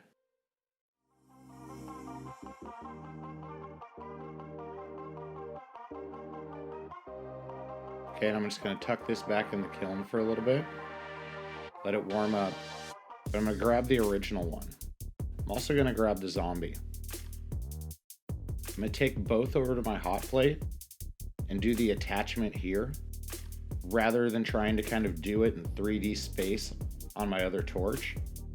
Once you have multiple connection points to the ground, trying to make sure that all of them sit perfectly level can be a nightmare. So this is a really easy way to do it. This is a marver pad on a hot plate that's been turned up to high. I'm just going to heat up the back of my skull, attach it to the leg of the zombie. Make sure everything's welded together real well, and then pull off my handle on the nose. But this way the skull falls automatically, and I know that it's touching the same points on the ground as all the other points are.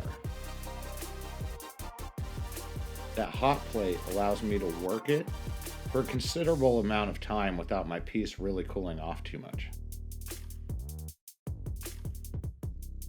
So I'm really going to go in and make sure that that connection point is a nice liquid seal. I don't want somebody setting this piece down later and the skull just breaks off.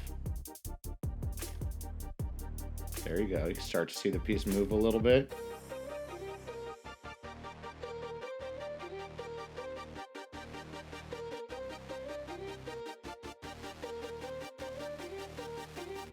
Just making sure that everything touches down where I want it to.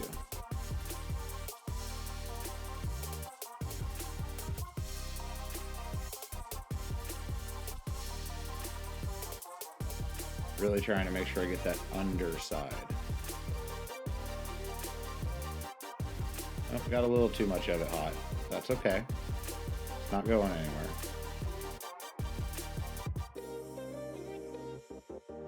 Once this is all finally hot, it's all going to be super stable. Nice platform for the piece to be able to sit on.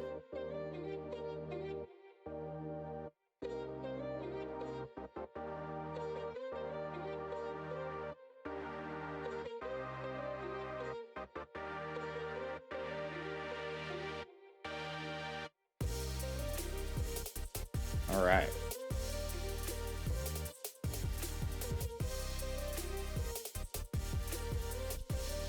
Still just checking that connection.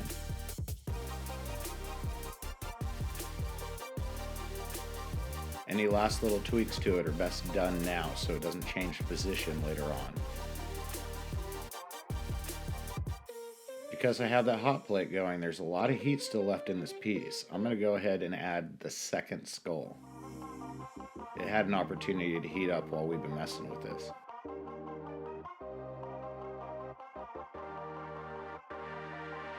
I think the best attachment point for it is right next to the first skull.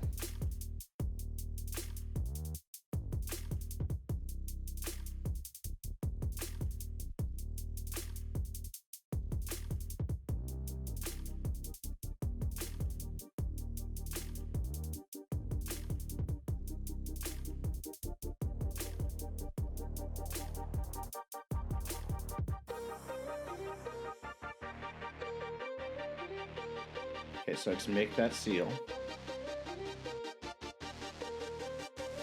start melting it all together really well. I'm gonna go ahead and knock off that funny.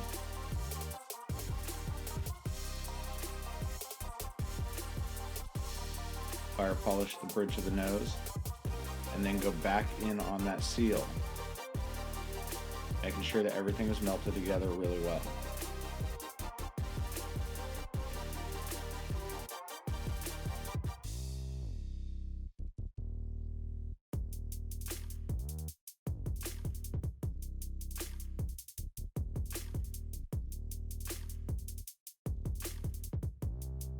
Trying to push it into its final position. Right now it's the lowest point on this piece, so I want to heat its brace up and the whole piece starts to settle. And that just made sure that last skull was perfectly flat with the rest of the piece. Now I can go back in from all those different angles, make sure it's just really well melted in.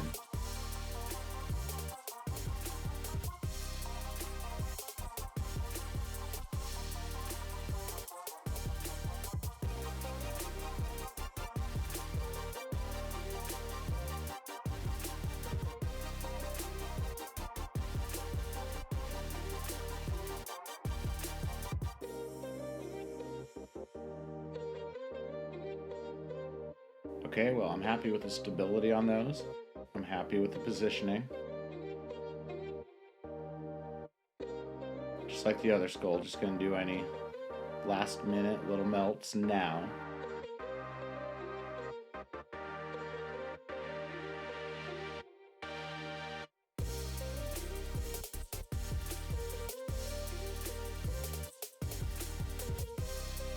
Double check that it's flat still.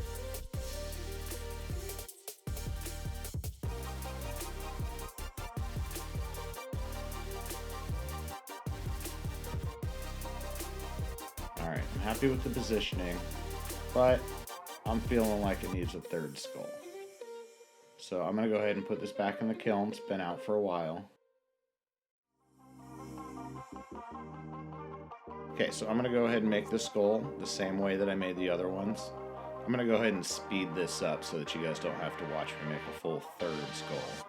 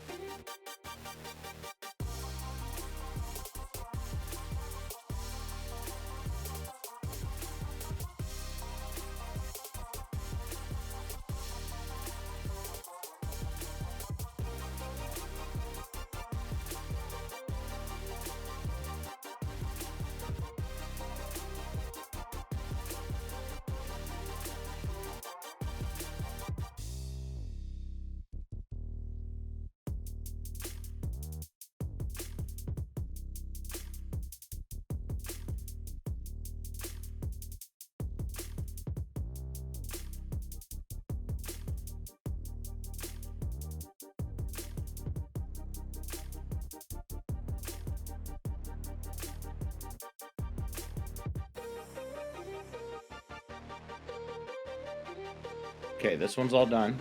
I'm just gonna go ahead and stick it right onto the piece.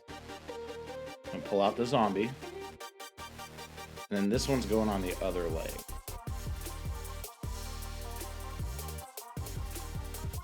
Heat up that connection point.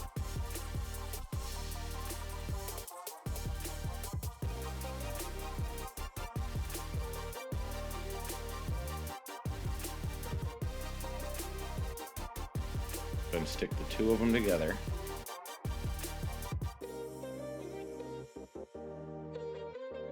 And burn off my handle.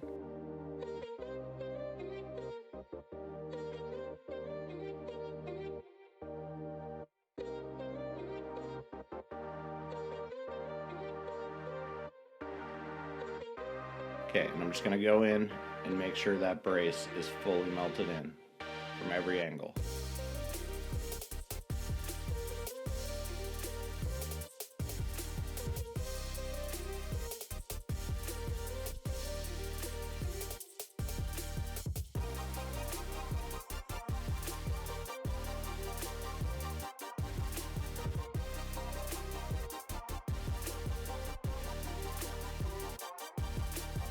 Okay, it looks good. I'm happy with the position on it.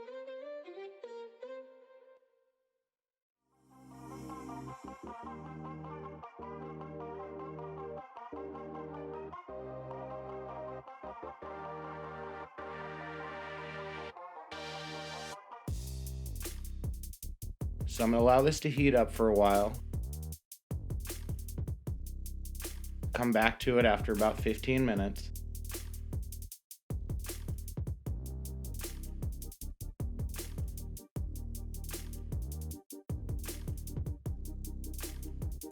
I'm going to go ahead and pop a hole in this. The top of that chamber that I created.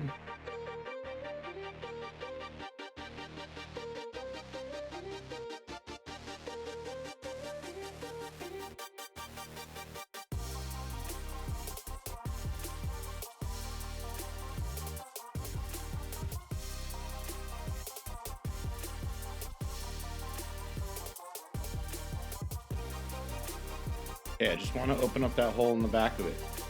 I want to make sure that it's the same size as the hole in the fitting that I already made.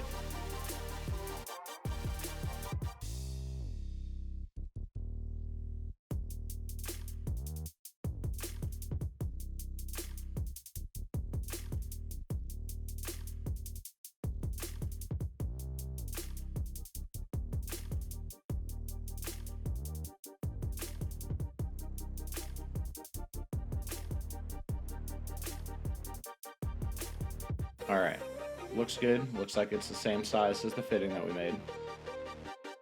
I know that I'm going to need a brace on this piece when I attach the fitting. So I'm going to go ahead and put a little bit of that brace on right now. I'm going to liquefy just the area of the tube that I want to be able to attach this rod. Stick the two together with a liquid seal.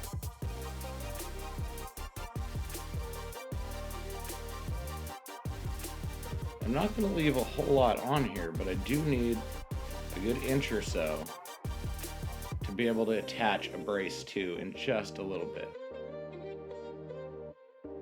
It's just easier to already have this there in place.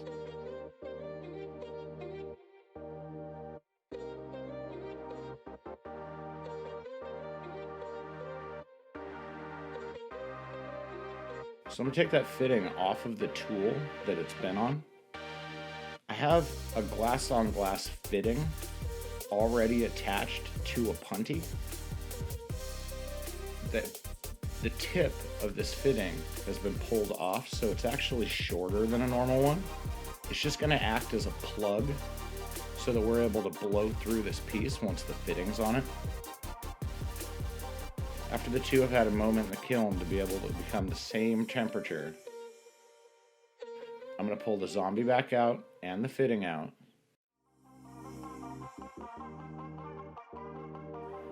I'm going to heat up both holes simultaneously.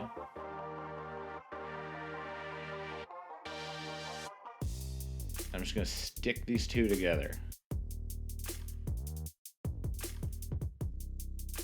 So you can see now what that little peg is for. I'm going to go ahead and melt my two braces together.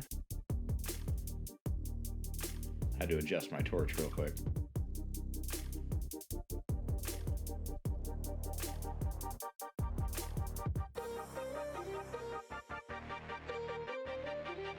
And this is just going to hold that plug in place while we blow up the area around the fitting.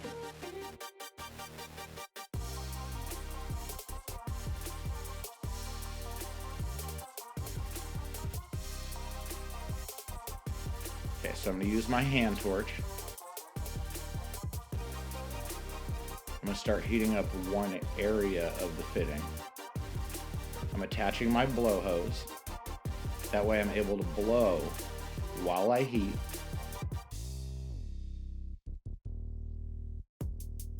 Just start on one area.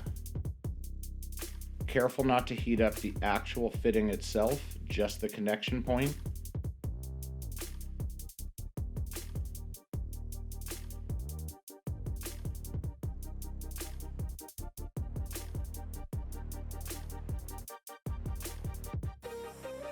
By melting it down and then blowing it up a little bit, and melting it down and blowing it up a little bit, all the glass will balance itself out as well as become a beautiful seal. You want all of this hollow tubing to look like one piece of glass, not a bunch of pieces of glass stuck to each other.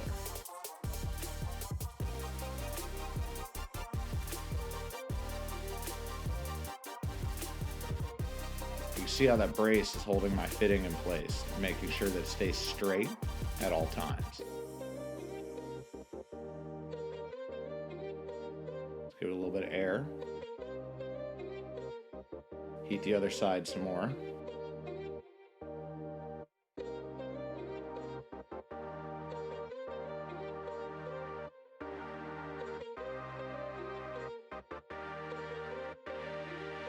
Okay, I'm going to blow it out a little bit. Trying to even them out. Notice I only blow when my torch is not touching the glass. You don't want to accidentally pop a hole in your piece.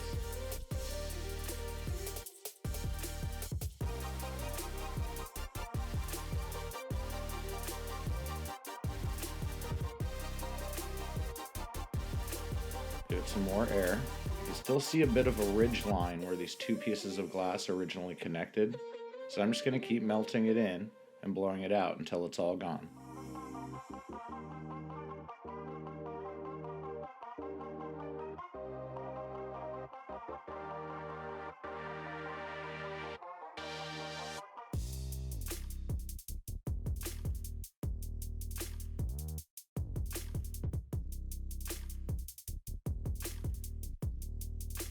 Okay, that little puff of air, I'm pretty happy with the shape that's happening now.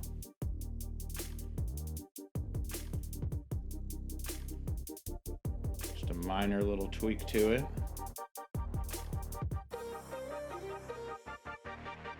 Want to make sure the whole thing is even.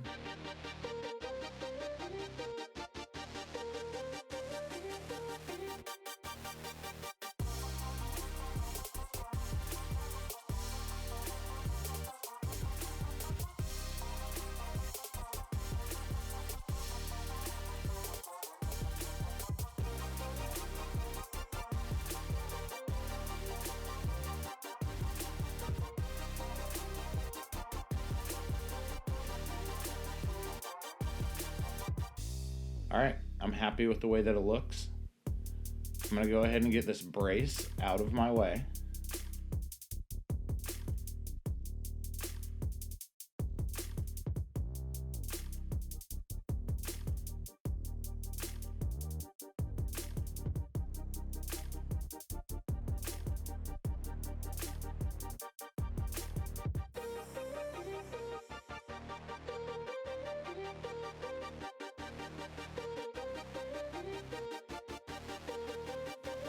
Alright, now the piece needs to go back in the kiln. It's completely done except for the mouthpiece. So we're just going to let this rest in the kiln again for a while. When we come back to it, I've got my tongs preheated. I'm going to grab the piece in a stable place, a place where I can squeeze pretty hard and not worry about it breaking.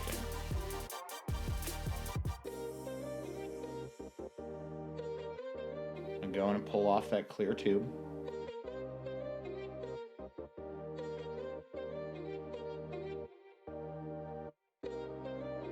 Now I want to get rid of that clear.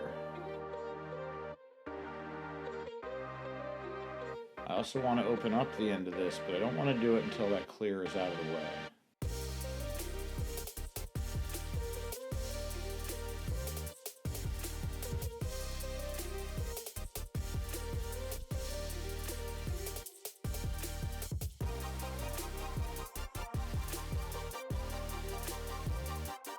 Just take your time, there's no rush, just get this glass off of here.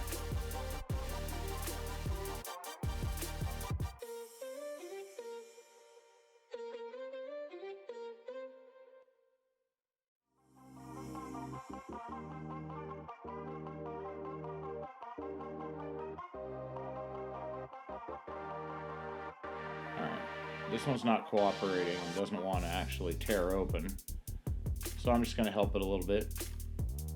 A little bit of heat, that flares right open. I'm going to use my reamer, make sure that this hole is round. Open it up a little bit.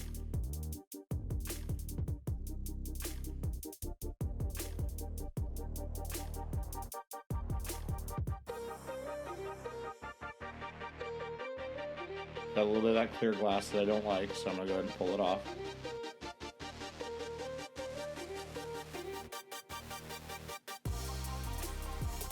Make sure it's round again. I grab my marver and make sure that it's flat.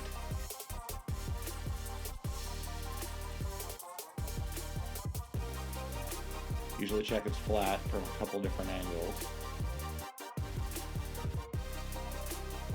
Make sure it's round again after I pushed on it. And it's done. Time to go in the kiln. Just gonna set it on the hot plate for a second while I put my glove on.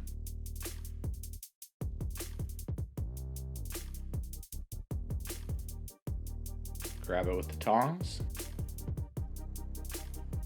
And there it goes to cool off.